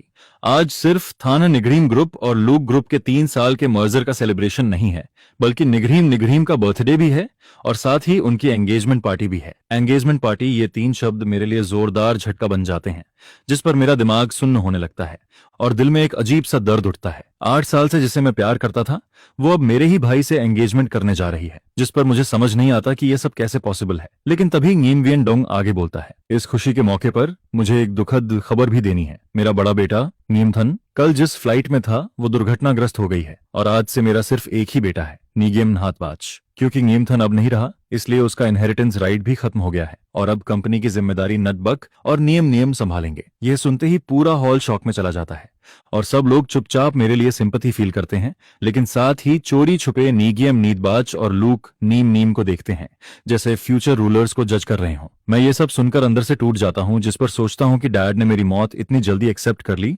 जैसे मेरी कोई वैल्यू ही नहीं थी, और अगर मैं सच में मर भी जाता तो क्या वो मुझे ढूंढते भी नहीं। इसके बाद वो कैजुअली बोलता है, 3 साल पहले मैंने नीमथन को बाहर भेजा था ताकि वो फ्रेग्रेंस टेक्नोलॉजी सीखे और वापस आकर कंपनी संभाले, लेकिन किस्मत को कुछ और ही मंजूर था। खैर, आज खुशी का दिन है, उसके बारे में बात नहीं करते। सब लोग ड्रिंक उठाइए और सेलिब्रेट कीजिए। यह कहकर वो ग्लास उठाता है और पूरा हॉल भी उसके साथ चीयर्स करता है, जिस पर मेरा दिल जैसे चीयर दिया जाता है। मैं स्टेज पर खड़े उस आदमी को देखता हूँ और यकीन नहीं कर पाता कि वो मेरा ही पिता है। इसके बाद लूक निम आगे आती है और सॉफ्टली बोलती है, डैड, अब आपके पास मैं और नहात बाज हैं। हम दोनों आपका ख्याल रखेंगे, आप दुखी मत होइए। फिर गिमन्यट बच भी कहता है, हाँ डैड, आपने एक बेटा खोया है लेकिन एक बेटी पाई है। सब कुछ बैलेंस हो जाता है। दोनों उसके दोनों तरफ खड़े होकर उसे सपोर्ट करते हैं, जिस पर निगिम वियन डोंग खुश होकर उनके कंधे थपथपाता है। फिर वो कहता है, आज यहाँ लाम ग्रुप और वान होई ग्रुप के लीडर्स भी आए हैं, चलो तुम दोनों को उनसे मिलवाता हूँ। और वान अन, तुम भी आ जाओ, आगे बच्चों की जिम्मेदारी तुम्हें ज्यादा संभालनी होगी। जिस पर स्टेप मदर ट्यूंग वैन आना हंसते हुए कहती है, बिल्कुल, चाहे ये मेरे रियल बच्चे ना हो, लेकिन मैं इनका पूरा ख्याल रखूंगी। यह देखकर मैं खुद को पूरी तरह आउटसाइडर फील करता हूँ, जिस पर मेरे हाथ कांपने लगते हैं और मुझे यकीन नहीं होता कि सिर्फ 3 साल में सब कुछ इतना बदल गया है। इसके बाद वो चारों हंसते हुए बाकी गेस्ट से मिलने जाते हैं और फिर खाने की टेबल की तरफ बढ़ते हैं। तभी मैं आगे बढ़कर बोलता हूँ, इतने खुश क्यों हो सब? क्या इंटरेस्टिंग हुआ है? मेरी आवाज सुनते ही उन चारों के चेहरे बदल जाते हैं और गिमन्यट बच शॉक होकर मुझे देखता है। भैया, आप वापस आ गए? मैं ठंडी नजर से कहता हूँ, क्यों, मुझे नहीं आना चाहिए था? वो घबरा कर कहता है, आप मरे नहीं? मैं तंज कसते हुए कहता हूँ, तुम चाहते थे कि मैं मर जाऊं? वो हड़बड़ाकर बोलता है, नहीं, ऐसा नहीं है। उसी वक्त नीम वियन डोंग भी शॉक्ड होकर कहता है, नीम थन, तुम्हारी फ्लाइट क्रैश हो गई थी, न्यूज में आया था कि कोई भी नहीं बचा। मैं ठंडी हंसी हंसता हूँ, तो आपने मुझे ढूंढने की कोशिश भी नहीं की, सीधा मेरी मौत अनाउंस कर दी? मैं अपने इमोशंस कंट्रोल नहीं कर पाता, क्योंकि मेरा खुद का पिता मेरी मौत को इतनी आसानी से एक्सेप्ट कर लेता है। तभी स्टेप मदर हंसते हुए सिचुएशन संभालने की कोशिश करती है, थान, तुम भी ना, अगर बच गए थे तो एक कॉल कर देते। हमें पता है हम चारों कितने परेशान थे, पूरी रात सो नहीं पाए। मैं उसकी तरफ देखकर कहता हूँ, सच में? मुझे तो आप सब काफी खुश दिख रहे हो, बिल्कुल भी नहीं लग रहा कि आपने नींद खोई है। फिर मैं सीधे उनकी आंखों में देखते हुए कहता हूँ, या फिर आप सब खुश थे कि अब मेरी प्रॉपर्टी इनहेरिट कर सकते हो? यह सुनते ही नीम वेन डोंग गुस्से में चिल्लाता है, गिमथन, अपनी माँ से ऐसे बात करते हैं? मुझे पता है नटबच और नीम नीम की बात तुम्हारे लिए शौक है, लेकिन यहाँ इतने गेस्ट्स हैं, तुम्हें फैमिली की रेपुटेशन का ध्यान रखना चाहिए। ये चाइल्डिश बिहेवियर बंद करो। मैं गुस्से में कहता हूँ, और मेरी रिस्पेक्ट का क्या? उसका ध्यान कौन रखेगा? फिर मैं लूक निम की तरफ देखकर कहता हूँ, मैंने तुम्हें बहुत इंपॉर्टेंस दी, अगर तुम मुझे एक प्रॉपर एक्सप्लेनेशन दे देती तो शायद मैं फॉरगिव कर देता, लेकिन तुम्हें जरा भी गिल्ट नहीं है। जिस पर वो धीरे से कहती है, थान, ये मेरी गलती है, मैं सच बताने से डरती थी, क्योंकि मुझे लगा तुम ऐसे ही रिएक्ट करोगे। मैं गुस्से में बोलता हूँ, रिएक्ट? मुझे मेरे अपने लोगों ने बिट्रे किया है और मैं चुप रहूं? अगर इन 8 सालों में एक दिन भी तुमने सच बोल दिया होता तो आज ये हालत नहीं होती। वो एक तरफ मुझसे प्यार करने की बात करती है, जिस पर दूसरी तरफ वो छुप कर मेरे ही छोटे भाई के साथ डेट पर जाती है। लुक निम, क्या यही तुम्हारा लव है? मैं यहाँ तक बोलता हूँ तो गुस्सा भी आता है और दिल भी टूटता रहता है। कल तक वो मैसेज करके कह रहा था कि वो मुझसे प्यार करता है, और फिर आज अचानक इतना रशलेस कैसे हो जाता है? जिस पर वो कैजुअली बोलती है, फीलिंग्स जैसी चीजों को कौन पहले से प्रेडिक्ट कर सकता है? इसके बाद टोंगन गोक अनह अपना शॉल ठीक करते हुए ऊपर से समझाने वाले टोन में कहती है, निम और नहात बाच अभी एक दूसरे से बहुत प्यार करते हैं, जिस पर क्या तुम सच में चीये को अकेला छोड़ सकते हो? फिर वो आगे कहती है, फैमिली की बात है, इसे बड़ा इशू बनाने से अच्छा है तुम दिल बड़ा रखकर उन्हें ब्लेस कर दो, आखिर सब अपने ही हैं। निम तुम्हें चुने या नहात बाज को, फर्क ही क्या पड़ता है? यह सुनकर मैं अंदर से फट पड़ता हूँ। फर्क पड़ता है, बहुत फर्क पड़ता है। नटबच अलग है और मैं अलग हूँ, मैं इस ग्रुप का फ्यूचर हेयर हूँ, क्या यह सच नहीं है? जिस पर वो तुरंत बोलते हैं, तुम्हें सुनाई नहीं दिया, अभी तुम्हारे फादर ने अनाउंस किया है, अब नहात बाज भी हेयर है। और फिर कैजुअली कहते हैं, तुम सही समय पर आए हो, निम प्रेग्नेंट है, नहात बाज बहुत बिजी है, तुम उसकी हेल्प कर दो। ये सुनते ही मैं वहीं लड़खड़ा जाता हूँ जैसे बिजली गिरती है, मेरा पूरा शरीर सुन्न पड़ जाता है। मैं कांपती आवाज में बोलता हूँ, तुम लोग, मैं सोच भी नहीं सकता था कि तुम लोग इतने नीचे गिर सकते हो, बच्चे तक की बात हो गई है। जिस पर अनगोन नटबच मुस्कुराते हुए बोलता है, भाई कुछ महीनों में मेरा बच्चा पैदा होने वाला है, तुम अंकल बनने वाले हो, खुश हो ना? और फिर उसकी आंखों में साफ दिखता है वो प्रोवोकिंग एटीट्यूड, जो देखकर मैं सब समझ जाता हूँ। फिर वो और आगे बढ़कर कहता है, भाई तुम तो बचपन से अब्रॉड पढ़े हो, इतने नॉलेजेबल हो, हमारे बच्चे का नाम तुम ही रख दो। जिस पर उसे पता होता है कि मैं अंदर से कितना टूट रहा हूँ, फिर भी वो जानबूझकर मेरे जख्मों पर नमक छिड़कता रहता है। जिस पर नीम वेन डोंग भी अग्री करता है, आइडिया अच्छा है, अगर तुम्हें अनकंफर्टेबल लगता है तो बच्चे को गॉडफादर मान लो, नाम भी तुम ही रख दो। यह सुनकर मैं हंसता हूँ, एक ठंडी हंसी के साथ, क्या ये मुझे चैरिटी दी जा रही है? अगर ये सब नहीं होता तो शायद मुझे कभी पता ही नहीं चलता कि मेरा अपना फैमिली इतना चीप हो सकता है। फिर मैं ठंडी आवाज में बोलता हूँ, ठीक है, इसका नाम नीमकिन ले रखते हैं, ताकि बड़ा होकर ये बच्चा तुम सबसे दूर ही रहे। यह सुनते ही तुंग नौकन जोर से चिल्लाती है, क्या तुम्हारी सारी अपब्रिंगिंग खत्म हो गई है? जिस पर मैं सीधा जवाब देता हूँ, पहले खुद को सिखाओ, फिर मुझे सिखाना। इसके बाद मैं वाइन का ग्लास उठाता हूँ और नेटबाज की तरफ बढ़ता हूँ। अगर तुम शादी करने वाले हो तो मुझे भी तुम्हें टोस्ट देना चाहिए। जिस पर वो अभी भी जेंटलमैन बनते हुए कहता है, मुझे खुशी है कि तुम सेफ वापस आ गए। हमारी शादी में तुम्हारा ब्लेसिंग चाहिए। मैं हंसते हुए बोलता हूँ, ठीक है, मैं विश करता हूँ कि तुम्हारा लाइनेज खत्म हो जाए, लेकिन तुम्हारे बच्चे बहुत हों। और ये बोलकर मैं सीधा वाइन उसके चेहरे पर फेंक देता हूँ। ये देखकर लुक निम निम गुस्से में बोलती है, अन्ना सिसिम थान, तुम हद पार कर रहे हो। चाहे कुछ भी हो, नाथबाज तुम्हारा भाई है, तुम ऐसा कैसे कर सकते हो? बिल्कुल भी मैनर्स नहीं है तुम्हें। जिस पर नीम वियन डोंग भी शॉक हो जाता है, लेकिन मुझे अपने एक्शन में कोई प्रॉब्लम नहीं लगती, बल्कि मैं एक और ग्लास उठाकर लुक नियम नियम के सामने जाता हूँ और बोलता हूँ, ये टोस्ट तुम्हारे लिए है। अब से लेकर मरने तक हम कभी एक दूसरे का चेहरा नहीं देखेंगे। और फिर मैं वो ग्लास भी उसकी तरफ फेंक देता हूँ। जिस पर तोंग और कन रोकने की कोशिश करती है, लेकिन देर हो चुकी होती है। रेड वाइन उसके चेहरे पर गिरता है और उसका मेकअप पूरी तरह खराब हो जाता है। ये सब देखकर मेरा दिल कसकर जकड़ जाता है। मेरा अपना फादर और मेरी गर्लफ्रेंड किसी और के लिए ऐसे कंसर्न दिखा रहे हैं।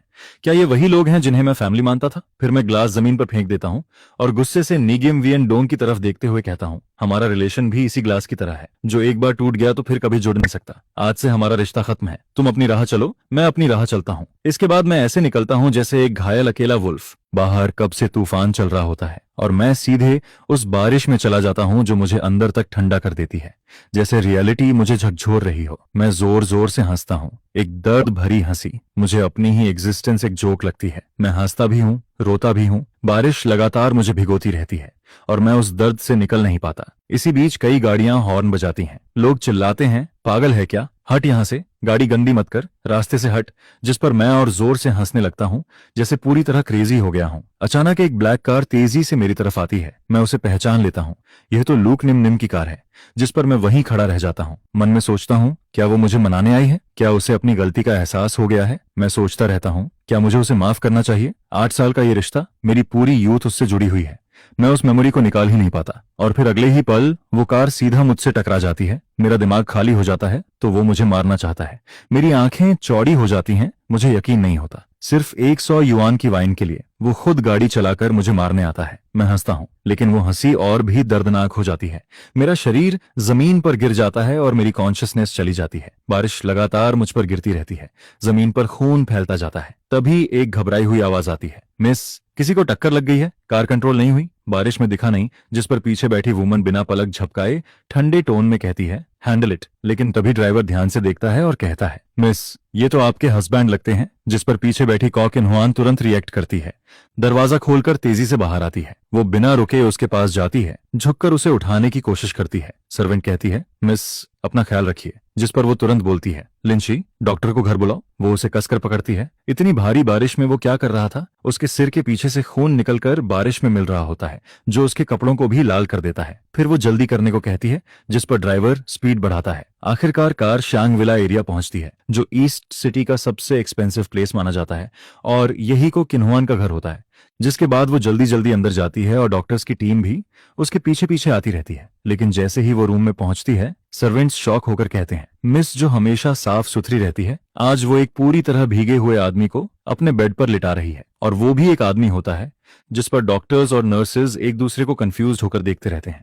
फिर वो पूछते हैं, मिस, क्या हमें इस पेशेंट के वुंड्स बैंडेज नहीं करने हैं? जिस पर वो तुरंत गुस्से में बोलती है, सब बाहर जाओ, अभी के अभी बाहर जाओ। यह सुनकर सब लोग हैरान रह जाते हैं कि मिस आखिर करना क्या चाहती है। तभी एक सर्वेंट पानी का बेसिन लेकर अंदर आता है और जैसे ही सब बाहर जाते हैं, वो खुद मेरे भीगे हुए शर्ट को उतारने लगती है और मेरे बॉडी को बार बार टॉवेल से साफ करने लगती है। जिस पर बाहर खड़े लोग आवाज सुनकर अंदर झांकते हैं और देखते हैं कि फो थान हुआन खुद मेरे बॉडी को वाइप कर रही है। फिर तुरंत कहती है, जल्दी से ट्रीटमेंट शुरू करो। जिस पर साइड में खड़ी सर्वेंट एक्साइटेड होकर देखती रहती है, जैसे वो मुझे ऊपर से नीचे तक ऑब्जर्व कर चुकी होती है और बोलती है, ये काम नर्स को दे देते तो भी हो जाता, या मुझे ही दे देते, मैं इसको खुद करने की क्या जरूरत है? तभी मैं अचानक डॉक्टर का कोट पकड़ लेता हूँ और दर्द में बड़बड़ाता हूँ, मत जाओ। जिस पर डॉक्टर झांग घबरा जाता है और जल्दी जल्दी मेडिसिन लगाता है, जिससे दर्द और बढ़ जाता है और मैं ठंडी सांस खींचता हूँ। यह देखकर फो थान हुआन उसे धक्का देकर हटाती है और कहती है, इतनी सी चीज भी ठीक से नहीं कर सकते। फिर वो खुद मेरे वन पर दवा लगाती है। जिस पर मैं दर्द में पूछता हूँ, मेरे साथ ऐसा क्यों कर रही हो, क्यों? इसके बाद वो तुरंत आदेश देती है, पता लगाओ हान के साथ क्या हुआ है। जिस पर सर्वेंट जवाब देता है, जी मिस, अभी पता करता हूँ। फिर वो एक और ऑर्डर देती है, घर के सारे सर्वेंट्स बदलकर मेल कर दो, क्योंकि अब तक वो किसी भी आदमी के करीब नहीं रहती थी, इसलिए सारे सर्वेंट्स फीमेल थे और इसी वजह से उसे खुद मुझे वाइप करना पड़ा था। कुछ देर बाद मैं होश में आता हूँ। सर्वेंट मुझसे कहता है, सर आप जाग गए, मैं आपकी देखभाल के लिए असाइंड हूँ। मैं इधर उधर देखते हुए पूछता हूँ, ये जगह कहाँ है? जिस पर वो जवाब देता है, ये शियान विला एरिया है, ईस्ट साइड का सबसे एक्सपेंसिव प्लेस, और यही मिस का घर है। मैं हैरान होकर पूछता हूँ, मैं यहाँ कैसे आया? जिस पर वो बताता है, एक्सीडेंट हुआ था, मिस की कार से टक्कर लगी थी। क्या आपको याद नहीं? मैं याद करने की कोशिश करता हूँ, तभी सिर के पीछे दर्द उठता है और वो बताता है, गिरते वक्त आपको चोट लगी थी, ज्यादा डीप नहीं है, मिस ने खुद बैंडेज किया है। फिर मुझे धीरे धीरे सब याद आने लगता है और मैं उठने की कोशिश करता हूँ, लेकिन सर्वेंट मुझे रोक देता है और कहता है, क्या आपको हमारी मिस याद नहीं? मैं सिर हिलाकर कहता हूँ, नहीं, एक्सीडेंट के बाद मुझे कुछ भी याद नहीं। जिसने मुझे बचाया उसे मैं देख भी नहीं पाया। फिर मैं पूछता हूँ, तुम्हारी मिस कहाँ है? जिस पर वो कहता है, वो बाथ लेने गई हैं, आपको बचाने के चक्कर में वो खुद भीग गई थी। मैं अपने ऊपर बाथरोब देखकर हैरान होता हूँ और पूछता हूँ, ये कपड़े कब बदले गए? जिस पर सर्वेंट बताता है, आपको कोल्ड ना हो इसलिए हमने चेंज करवाया। मैं थोड़ा हेजिटेट होकर पूछता हूँ, ये कपड़े किसने पहनाए मुझे? क्या तुमने? जिस पर वो कैजुअली बोलता है, और कुछ चाहिए क्या सर? मैं ऑकवर्ड होकर मना कर देता हूँ। फिर पूछता हूँ, मेरे कपड़े कहाँ हैं? जिस पर कहता है, वॉश करके ड्रायर में रखे हैं, अभी लेकर आता हूँ, और वो बाहर चला जाता है। इसके बाद मैं आसपास का रूम देखता हूँ। सब कुछ लग्जरी से भरा होता है, फर्नीचर से लेकर सर्वेंट्स के मैंसर्स तक सब कुछ हाई क्लास फील देता है, जिससे साफ समझ आता है कि इस घर की ओनर कोई बहुत पावरफुल बैकग्राउंड से है। लेकिन तभी मेरे अंदर दर्द उठता है। 8 साल का वो रिलेशनशिप जो मेरे दिल में एक पेड़ की तरह ग्रो हो चुका था, अब जड़ से उखड़ गया है और उसका दर्द मुझे अंदर तक तोड़ता रहता है। तभी सर्वेंट वापस आता है और कहता है, सर आपके कपड़े अभी थोड़े गीले हैं, क्या आप अभी पहनेंगे? मैं धीरे से हाँ कहता हूँ और उसे जाने को बोल देता हूँ। फिर जैसे ही मैं टॉवल हटाता हूँ तभी अचानक एक सेडक्टिव आवाज आती है और डोर खुल जाता है। मैं चौंक कर देखता हूँ और सामने वही वुमन खड़ी होती है। मैं हैरान होकर बोलता हूँ, तुम यहाँ क्या कर रही हो? जिस पर वो मुस्कुराकर कहती है, ये मेरा घर है। जिस पर मैं कुछ सेकंड के लिए फ्रीज हो जाता हूँ और वो हंसते हुए बोलती है, क्या कोई अपने ही घर से बाहर निकाला जाता है? मैं ऑकवर्ड होकर बोलता हूँ, यहाँ देखने जैसा कुछ नहीं है, इतना रिएक्ट क्यों कर रही हो? जिस पर वो टीजिंग टोन में कहती है, क्या मतलब कुछ देखने जैसा नहीं है? और फिर बोलती है, तुम्हें बेसिक मैनर्स नहीं सिखाए गए किसी के रूम में बिना नॉक किए आना? जिस पर वो कामली जवाब देती है, अपने ही रूम में आने के लिए नॉक क्यों करूं? मैं और शॉक्ड हो जाता हूं और वो कैजुअली कहती है, ये रूम तुम्हारा है क्या? और फिर नोटिस करती है कि उसके कपड़े अभी भी गीले हैं और कहती है, अगर सिक नहीं होना तो जल्दी चेंज कर लो। मैं अंदर ही अंदर सोचता हूँ, ये कैसी सिचुएशन है? फिर थोड़ा काम होकर कहता हूँ, तो तुमने मुझे बचाया था, अभी का मेरा बिहेवियर थोड़ा गलत था, थैंक्स मुझे बचाने के लिए, अब मैं चलता हूँ। जिस पर वो तुरंत रोकती है और कहती है, तुम जाओगे कहाँ? मैंने सब पता कर लिया है, गार्डन में जो हुआ वो सब मुझे पता है। मैं कहता हूँ, मैं होटल में रह लूंगा। जिस पर वो कहती है, इतनी रात में अगर तुम मेरे घर से अकेले निकलोगे, लोग क्या सोचेंगे? मेरी रेपुटेशन खराब होगी। मैं मन ही मन सोचता हूँ, जब मेरे पीछे गैंग्स पड़े हैं तो रेपुटेशन की क्या बात है, लेकिन उसके टोन से लगता है कि वो जेन्युइनली मेरी हेल्प करना चाहती है। फिर वो कहती है, तुमने भी मेरी जान बचाई थी, इसे रीपेमेंट समझ लो, जब तक तुम्हें रहने की जगह नहीं मिलती यहीं रहो। और जाते जाते वो कैजुअली बोलती है, मुझे स्किनी मंकीज में इंटरेस्ट नहीं है। जिस पर मैं अंदर से इरिटेट हो जाता हूँ, ये मुझे स्किनी मंकी बोल रही है? फिर वो पूछती है, अब दर्द है क्या? अगर नहीं तो रेस्ट करो, मैं डिनर चेक करके आती हूँ। और वो बाहर चली जाती है। मैं उसके लिए नए कपड़े देखता हूँ, साइज और स्टाइल देखकर लगता है जैसे खास मेरे लिए खरीदे गए हों, लेकिन फिर सोचता हूँ शायद यहाँ अक्सर गर्ल्स आती होंगी इसलिए हर साइज अवेलेबल होगा। मैं बाथरूम में जाता हूँ, मिरर में अपना पैल फेस देखता हूँ और सोचता हूँ, मेरी ये हालत देखकर कौन मुझे पसंद करेगा? इतने सालों में उसका बदल जाना नॉर्मल ही है। लुक निम के बारे में सोचते ही मेरा दिल फिर दर्द से भर जाता है। वो 8 साल का प्यार अब एक नाइफ बनकर मेरे दिल को काटता रहता है। काफी देर बाद डोर नॉक होता है और फोथान होआन की आवाज आती है, नीचे आकर खाना खाओ, क्या अंधान सो गया है? वो डोर खोलकर अंदर आती है, बाथरूम से स्टीम निकल रही होती है और वो वापस जाने लगती है। तभी अचानक अलार्म की आवाज आती है, जिस पर वो तुरंत समझ जाती है कि कुछ गलत हुआ है। डोर खोलने की कोशिश करती है लेकिन वो लॉक्ड होता है और वो जोर से बोलती है, नेथान डोर खोलो, क्या तुम सुन रहे हो? अंदर मैं फ्लोर पर गिरा होता हूँ और वो जल्दी से मुझे उठाती है और तुरंत चिल्लाती है, डॉक्टर को बुलाओ जल्दी। डॉक्टर आता है और पूछता है, क्या वंड फिर से ट्रीट करना है? जिस पर वो गुस्से में बोलती है, तुरंत शुरू करो। और फिर मुझे देखकर कहती है, बेवकूफ आदमी, नहाते नहाते भी बेहोश हो जाता है। मैं बस एक पल के लिए ध्यान हटाता हूँ और तुम पूरी तरह केयरलेस हो जाते हो। जिस पर डॉक्टर कहता है, मिस, वुंड इन्फेक्टेड हो गया है इसलिए हाई फीवर आ रहा है। जिस पर वो तुरंत सीरियस होकर बोलती है, चाहे जो भी करना पड़े, इसका फीवर कम होना चाहिए, इसे कुछ भी नहीं होना चाहिए, समझे? पता नहीं कितना वक्त बीतता है, फिर मैं धीरे धीरे आंखें खोलता हूँ। सब कुछ भारी लगता है, जैसे सांस लेना भी मुश्किल हो रहा है। जिस पर वो तुरंत पास आकर पूछती है, तुम जाग गए? कहीं डिस्कम्फर्ट तो नहीं है? मैं पहले सिर हिलाता हूँ, फिर मना करता हूँ, फिर अचानक अपना सिर जोर से हिलाकर सामने खड़ी वुमन को देखने की कोशिश करता हूँ और खुद को उठाने लगता हूँ। वो पूछती है, सिर अभी भी दर्द कर रहा है? मैं हल्का सा सिर हिलाता हूँ और फिर उसके कपड़े खोलने की हलचल देखकर कंफ्यूज्ड हो जाता हूँ। वो पूछती है, क्या हुआ? बहुत अनकंफर्टेबल फील हो रहा है क्या? डॉक्टर झांग को बुलाऊं? लेकिन मैं बड़बड़ाता रहता हूँ। आखिर वो वुमन ऐसा कैसे कर सकती है? कोई भी हो सकता था, लेकिन क्यों मेरा ही भाई? और अब तो उनके बीच बच्चा भी है। जिस पर थान थान हुआन हल्का सा फ्राउन करती है। उसे लगता है कि मैं उसे किसी और समझ रहा हूँ। मैं फिर कहता हूँ, दुनिया में और भी लोग हैं, लेकिन मेरी निम निम अलग थी, वो सबसे अलग थी। वो धीरे से बोलती है, तुम कह रहे थे डिस्कम्फर्ट है। डॉक्टर को बुलाया लेकिन फायदा नहीं हुआ। कहाँ डिस्कम्फर्ट है? मैं अपने सीने की तरफ इशारा करता हूँ और कहता हूँ, यहाँ बहुत दर्द है। क्यों अब तुम मुझसे प्यार नहीं करती? मैंने क्या गलत किया? मैं सब बदल सकता हूँ। अगले ही पल मैं उसे कसकर पकड़ लेता हूँ, जिस पर उसका पूरा शरीर गर्म होने लगता है।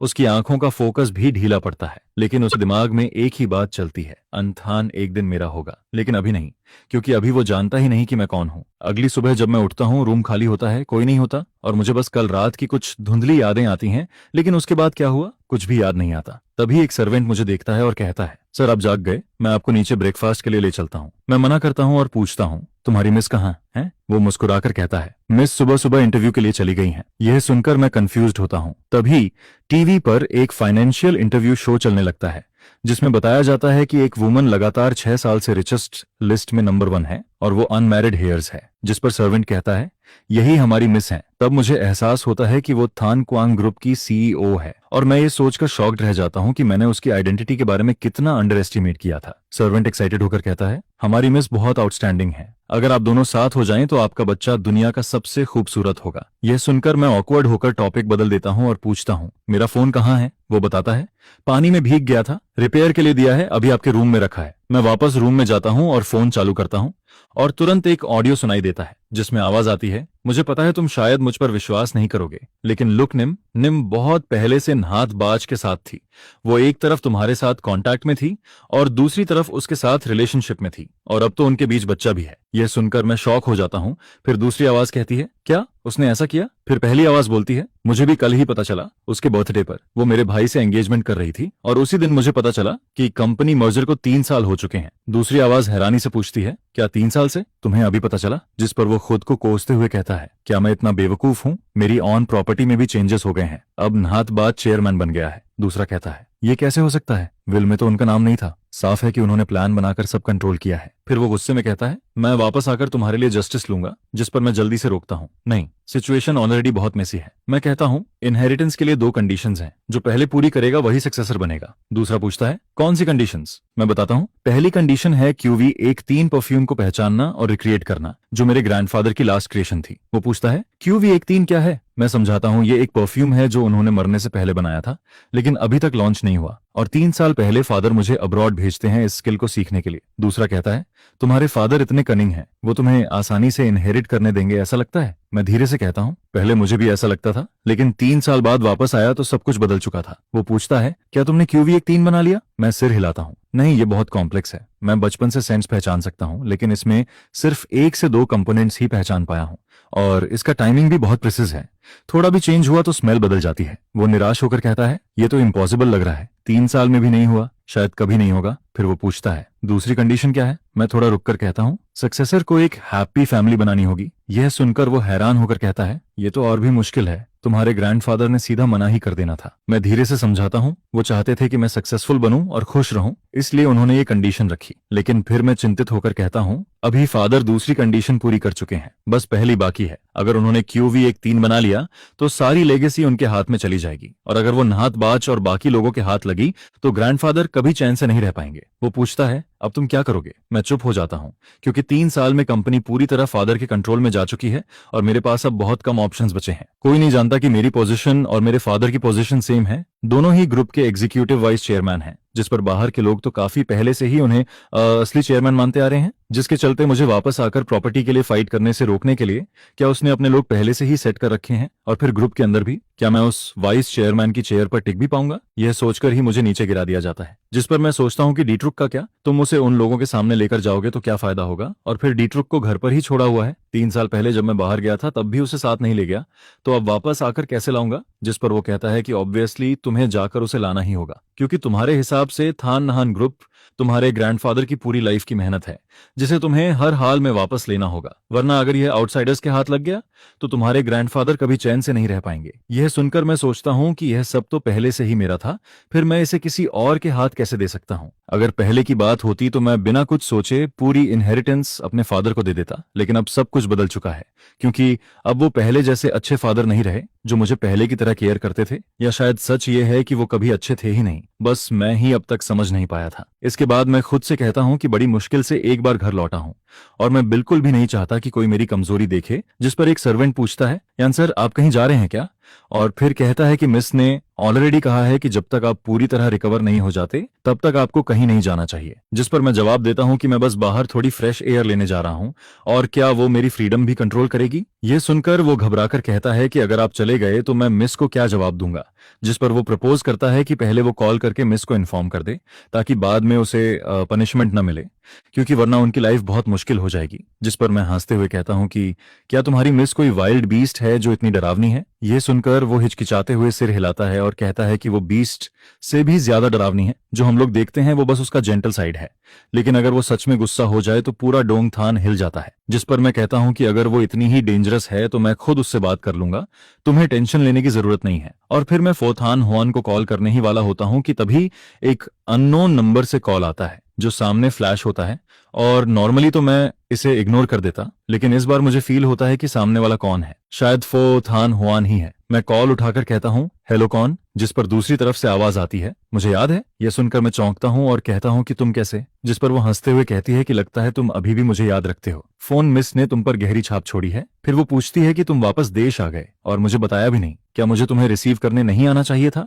जिस पर मैं सीधा कहता हूं कि मुझे तुमसे बस एक काम चाहिए, मुझसे दूर रहो जितना दूर रह सकती हो। इसके बाद मैं सोचता हूं कि जरूर हाव ने उसे बता दिया होगा कि मैं वापस आ गया हूं, नहीं तो वो इतनी जल्दी यहाँ कैसे आ जाती। और जैसे ही मैं कॉल कट करता हूं, एक सुपर कार मेरे सामने आकर रुक जाती है, जिसमें से वो निकलकर कहती है, थन बहुत समय हो गया मिले हुए, तुम काफी वीक लग रहे हो, सब ठीक है? जिस पर मैं ठंडे लहजे में कहता हूं कि इससे तुम्हारा क्या लेना देना। फिर मैं रास्ता बदलकर जाने लगता हूं, लेकिन वो फिर भी पीछा नहीं छोड़ती, जिसे देखकर मैं सोचता हूं कि यह औरत पहले भी ऐसी ही थी। कॉलेज के टाइम से ही मेरे पीछे चिपकी रहती है, जैसे कोई च्यूइंग गम हो, किसी भी तरीके से हटती नहीं। बड़ी मुश्किल से वो 3 साल के लिए बाहर गई थी, जिससे मुझे थोड़ी शांति मिली थी, लेकिन अब जैसे ही मैं वापस आया हूं वो फिर से चिपक गई है। और फिर मैं सोचता हूं कि यह कैसी लड़की है, एक तरफ मुझे प्योर्स करती है और दूसरी तरफ बाकी लड़कों को भी इग्नोर नहीं करती। इतनी केयरलेस नेचर वाली लड़की में मैं कैसे फॉल कर सकता हूं? जिस पर वो फिर से कहती है, थान तुम कहां जा रहे हो, हम साथ चलते हैं। और फिर खुद ही सोचती है कि अगर यह आदमी उसका हो जाए तो कितना अच्छा होगा। इसके बाद वो इंसिस्ट करती है कि वो मुझे ड्रॉप कर दे, जिस पर मैं उसे घूर कर देखता हूं और सोचता हूं कि इसके दिमाग में हमेशा कुछ न कुछ चाल चलता रहता है। और फिर मैं उसे टॉन्ट मारता हूं कि इतने सालों में क्या तुम किसी और आदमी को अट्रैक्ट नहीं कर पाई, या तुम्हारी चार्म कम हो गई है इसलिए अब मेरे पास वापस आई हो? जिस पर वो कॉन्फिडेंट होकर कहती है कि उसे कभी लोनलीनेस फील नहीं होती और बाकी मर्दों से वो ऑलरेडी बोर हो चुकी है, सिर्फ मैं ही हूं जो उसे अभी भी अट्रैक्ट करता हूं। फिर वो पूछती है कि क्या मेरे दिल में अभी भी लोएन है, और ये भी कहती है कि क्या मैंने नहीं सुना कि उसने चीट किया था, और वो भी मेरे ही ब्रदर के साथ। जिस पर मैं गुस्से में कहता हूं कि इससे तुम्हारा कोई लेना देना नहीं, लेकिन वो कहती है कि मेरा हर मैटर उससे जुड़ा हुआ है। इसके बाद वो मुझे कार में बैठने के लिए कहती है, लेकिन मैं उसे हटने के लिए बोलता हूं, जिस पर वो सार्कास्टिक होकर कहती है कि पहली बार किसी ने उसे रास्ता रोकने वाला कहा है, और फिर खुद की तारीफ करते हुए कहती है कि उसकी प्रेजेंस इस रोड के लिए भी ऑनर है। जिस पर मैं इरिटेट होकर कहता हूं कि क्या वो थोड़ी सेल्फ रिस्पेक्ट रख सकती है? जिस पर वो हंसते हुए कहती है कि उसने अपनी सेल्फ रिस्पेक्ट तो उसी दिन छोड़ दी थी जब उसने मुझे चेस करना शुरू किया था। फिर वो कहती है कि मैं हमेशा से अलग रहा हूं, जो बातें कोई नहीं कहता वो मैं सीधा कह देता हूं, और उसे यही बात पसंद है। तभी एक सर्विस कार आती है और मैं ड्राइवर से थान नहम विला चलने को कहता हूं और थैंक्स बोलकर उसमें बैठ जाता हूं। जिस पर वो पीछे से कहती है कि इतनी लग्जरी कार छोड़कर टैक्सी में क्यों जा रहा हूं, और फिर खुद सोचती है कि वो मुझसे इतना इरिटेट क्यों होती है, जबकि बाकी लोग तो मेरे साथ होना चाहते हैं, लेकिन मैं ही अलग हूं, और शायद इसी वजह से उसे मुझ में इंटरेस्ट और बढ़ता जाता है। इसके बाद वो मेरी कार के पास आकर कहती है कि मेरी हालत दिन ब दिन खराब होती जा रही है और ऐसी कार में बैठना डेंजरस है, अगर मुझे कुछ हो गया तो वो किससे शादी करेगी? जिस पर मैं ब्लंटली कहता हूं कि मैंने कब कहा कि मैं उससे शादी करूंगा, और फिर उसे याद दिलाता हूं कि वो रॉन्ग साइड में कार चला रही है और ट्रैफिक रूल्स भी नहीं समझती। यह सुनकर वो हंसते हुए कहती है कि क्या मैं उसकी चिंता कर रहा हूं, और वार्निंग देती है कि जब तक मैं उसके फीलिंग्स एक्सेप्ट नहीं करता वो मेरा पीछा नहीं छोड़ेगी और अगर उसे कुछ हुआ तो मुझे उसकी हाफ लाइफ तक केयर करनी पड़ेगी। जिस पर मैं ड्राइवर से कहता हूं कि उसकी कार को क्रॉस कर दो, लेकिन ड्राइवर डरते हुए कहता है कि रोड की स्पीड लिमिट 40 है और वो ऑलरेडी 39 पर चला रहा है, और फिर धीरे से कहता है कि कौन उस मिस की कार को ओवरटेक करने की हिम्मत करेगा, यह तो सीधा मौत को बुलाने जैसा है। जिस पर वो पीछे से हंसते हुए कहती है कि कम से कम ड्राइवर समझदार है। यह सब देखकर मैं अंदर ही अंदर इरिटेट होता रहता हूं, क्योंकि उसका एरोगेंट बिहेवियर मुझे बिल्कुल पसंद नहीं आता। वो अपने फैमिली बैकग्राउंड के दम पर रूल्स को इग्नोर करती है और जैसे चाहे वैसे ड्राइव करती है, जैसे पूरा रोड उसी का हो। और इसी बीच बस में बैठे कुछ यंग लोग उसे उस चमकदार सुपर कार में आगे ड्राइव करते हुए देखते रहते हैं। गाड़ी में बैठी वो औरत इतनी खूबसूरत लगती है जिसे देखकर लोग आपस में कहते हैं कि क्या वो थैक फैमिली की इल्डेस्ट मिस नहीं है, और मैगजीन से भी ज्यादा सुंदर दिखती है। यह सुनकर थत चान चान हल्के से अपनी उंगली को किस करती है और फिर उनकी तरफ फ्लाइंग किस भेजती है, जिस पर बस में बैठे यंग लोग जोर जोर से चिल्लाने लगते हैं, जिस पर बाकी कार्स में बैठे लोग भी एक्साइटमेंट में बाहर निकलने लगते हैं और फिर कोई भी अपनी गाड़ी की परवाह नहीं करता। हर कोई उसे घेरने लगता है, जिसके चलते कुछ ही देर में पूरी रोड जाम हो जाती है और साइड में केओस बढ़ता ही जाता है। हॉर्न की आवाजें लगातार गूंजती रहती हैं, लोगों की चीखें और उसकी फेक एलिगेंस वाली फ्लाइंग किस सब कुछ मिलकर सीन को और मेसी बना देते हैं। मैं भीड़ के बीच पूरी तरह फंस जाता हूँ, ना आगे बढ़ पाता हूँ और न पीछे हट पा रहा हूँ। यह देखकर मेरा गुस्सा धीरे धीरे एक्सप्लोड होने लगता है, क्योंकि थान नहान ग्रुप के हजारों लोगों की मेहनत यूं बर्बाद नहीं हो सकती, और ना ही मैं यहाँ इस दिखावे से डील करने आया हूँ। इसके बाद मैं अपना चेहरा सख्त करते हुए भीड़ को जोर से धक्का देता हूँ और आगे बढ़ता हूँ, जिस पर मैं चिल्लाकर कहता हूँ, ताचान चान तुरंत रास्ते से हट जाओ, मेरा काम मत बिगाड़ो। लेकिन वो जरा भी ध्यान नहीं देती, बल्कि मुस्कुराते हुए कहती है कि मैं वो आदमी हूँ जिससे वो सालों से सीक्रेटली प्यार करती है, और आगे कहती है कि बाद में नहान थान में सब लोग मेरी हेल्प जरूर करें। यह सुनते ही आसपास के लोग और ज्यादा एक्साइटेड हो जाते हैं और सभी अपने फोन्स निकालकर मेरी तरफ करने लगते हैं, जिस पर मैं उसका हाथ जोर से झटक देता हूं और बेहद ठंडी आवाज में कहता हूं कि मेरा और उसका कोई रिलेशन नहीं है, और अगर वो फिर भी डिस्टर्ब करेगी तो मैं बिल्कुल भी पोलाइट नहीं रहूंगा। जिस पर वो पीछे लड़खड़ा कर एक कदम हटती है और कहती है, अंथन, मैं तो बस तुम्हारी हेल्प करना चाहती थी। जब नीम नीम नीम और नीम नटबट तुम्हारे साथ ऐसा कर रहे थे, तब सिर्फ मैं ही थी जो सच में तुम्हारे लिए अच्छी थी। यह सुनकर मैं साफ कह देता हूं कि मुझे उसकी हेल्प नहीं चाहिए और वो तुरंत हट जाए। इसके बाद मैं सोचता हूं कि मुझे जल्दी से विला जाकर डी चुक लेना है, लेकिन उसे यहां और ड्रामा करने नहीं दे सकता। तभी एक तेज लाइट भीड़ को चीरते हुए सामने आकर रुकती है और धीरे धीरे एक कार मेरे सामने रुकती है,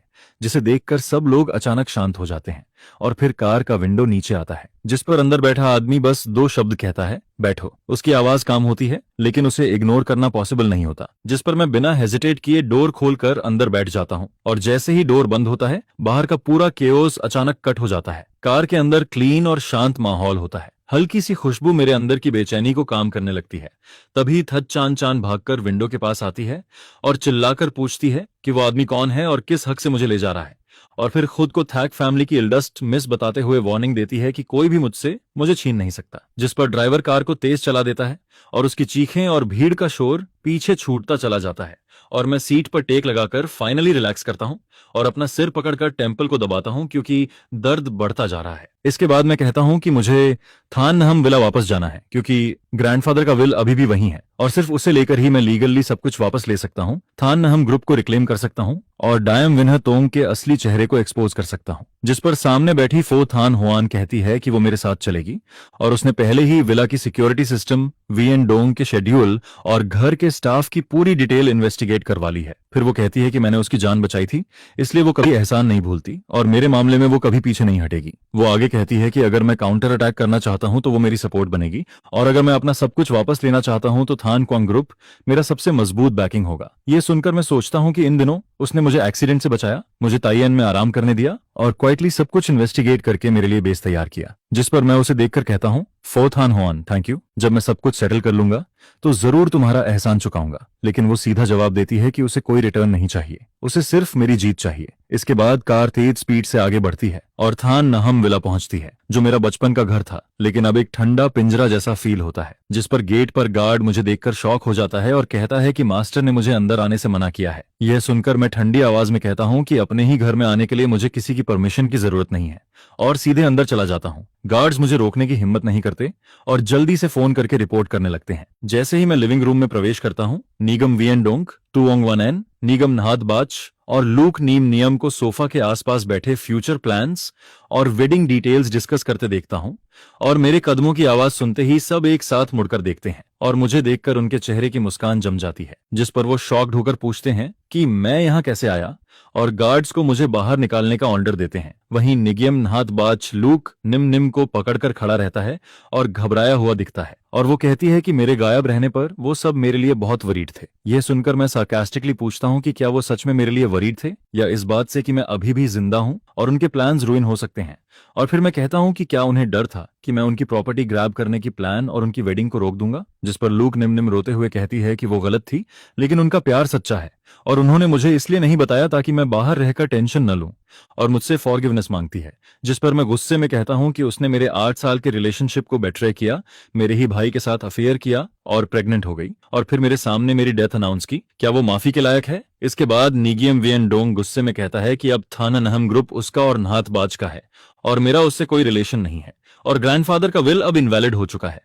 जिस पर मैं शांत होकर पूछता हूं, इनवैलिड? जिस पर टीयू तुरंत डॉक्यूमेंट्स निकाल कर देता है जिसमें प्रूफ होता है कि वीएन डोंग ने विल को इलीगली चेंज किया, बिलियन वर्थ एसेट्स को मिसयूज किया और आउटसाइडर्स के साथ मिलकर ओल्ड एम्प्लॉयज को सप्रेस किया, और ये सब एविडेंस थान क्वांग ग्रुप के पास ऑलरेडी मौजूद है। इसके साथ ही मैं बताता हूं कि ग्रैंडफादर का परफ्यूम फॉर्मूला किल 13 मैंने सक्सेसफुली बना लिया है और मैं इनहेरिटेंस के सभी कंडीशंस पूरी करता हूं। यह कहते हुए मैं ओरिजिनल विल और प्रूफ टेबल पर फेंक देता हूं, जिस पर वीएन डोंग का चेहरा सफेद पड़ जाता है और वो सोफा पर गिर जाता है। तुओंग वान एनहा कांपने लगती है और उसकी मुस्कान गायब हो जाती है, यहां तक कि नाथबाज भी नजरें चुराने लगता है और मैं उन्हें पूरी तरह टूटता हुआ देखता हूं। इसके बाद वो जमीन पर बैठकर रोने लगते हैं। तभी बाहर से पुलिस सायरन की आवाज आने लगती है और फो थान हुआन बताती है कि उन पर प्रॉपर्टी फ्रॉड, कमर्शियल चीटिंग और डॉक्यूमेंट फॉरेजी के चार्जेस लगे हैं और पुलिस ऑलरेडी पहुंच चुकी है। जिस पर पुलिस अंदर आकर सीधे वीएन डोंग को अरेस्ट कर लेती है और पूरा सीन मेरे सामने बदलता चला जाता है, जिस पर तुम वॉनेन और निगेमडी बैच को एक एक करके ले जाया जाता है और फिर लूक निम निम भी उनके साथ शामिल होने की वजह से इन्वेस्टिगेशन के लिए पकड़ ली जाती है, जिसके बाद उनका इंतजार करता है कानून की सजा और लोगों की नफरत, और आखिरकार बुरे लोगों को उनका अंजाम मिल ही जाता है। उन्होंने हर तरह की चाल चलकर मुझसे सब कुछ छीनने की कोशिश की थी, लेकिन आखिर में खुद ही जेल पहुंच जाते हैं। जिस पर मैं लिविंग रूम में खड़ा होकर एक लंबी सांस लेता हूं और 3 साल से दिल पर छाया हुआ भारी बोझ अब पूरी तरह से हट जाता है। इसके बाद फो थान हुआन मेरे पास आती है और धीरे से मेरा हाथ पकड़ लेती है, जिस पर मैं उसकी आंखों में देखता हूं और अचानक मेरे अंदर शांति उतरने लगती है और फिर सनसेट की रोशनी विंडो से होकर उस पर पड़ती है, जो उसे इतना खूबसूरत बना देती है कि मैं अपनी नजरें हटा नहीं पाता। जिस पर मैं याद करता हूं कि कैसे एक्सीडेंट के बाद हमारी मुलाकात हुई थी, फिर बारिश में उसने मेरी जान बचाई थी और अब इस पल तक वो हमेशा मेरे साथ खड़ी रही है और धीरे धीरे वो मेरे दिल में गहराई तक उतर चुकी है। जिस पर मैं उससे कहता हूं, फो थान हुआन, पहले तुमने मुझे प्रोटेक्ट किया था, अब आगे मुझे तुम्हें प्रोटेक्ट करने दो। और फिर मैं कहता हूं कि थान नहम ग्रुप को मैं संभालूंगा और ग्रैंडफादर की विश पूरी करूंगा और मेरी जिंदगी की सबसे इंपॉर्टेंट चीज अब बस उसके साथ रहना है। यह सुनकर उसकी आंखों में एक सॉफ्ट स्माइल आती है और वो हल्का सा उचक कर मेरे होंठों पर किस कर देती है। यह किस ना जल्दी में होता है और ना ही इसमें कोई डाउट होता है, बस खुशी और एक स्ट्रॉन्ग कमिटमेंट फील होता है। इसके बाद मैं ऑफिशियली थान यान ग्रुप को इनहेरिट करता हूं, बिजनेस को फिर से रिबिल्ड करता हूं और पुराने एम्प्लॉयज को वापस बुलाता हूं, जो धीरे धीरे डोंगथन के बिजनेस वर्ल्ड में एक इंस्पायरिंग स्टोरी बन जाता है। फिर मैं और फो किन्हा हुआन एक ग्रैंड वेडिंग करते हैं, जो पूरे कैपिटल में चर्चा का टॉपिक बन जाता है और उसके बाद की मैरिड लाइफ वार्म और कंप्लीट फील होती है, जिसमें अब मैं वो इंसान नहीं रहता जिसे रिश्तों और प्यार ने बेट्रे किया था। फो किन्हा हुआन बाहर से अब भी एक पावरफुल बिजनेस फिगर रहता है,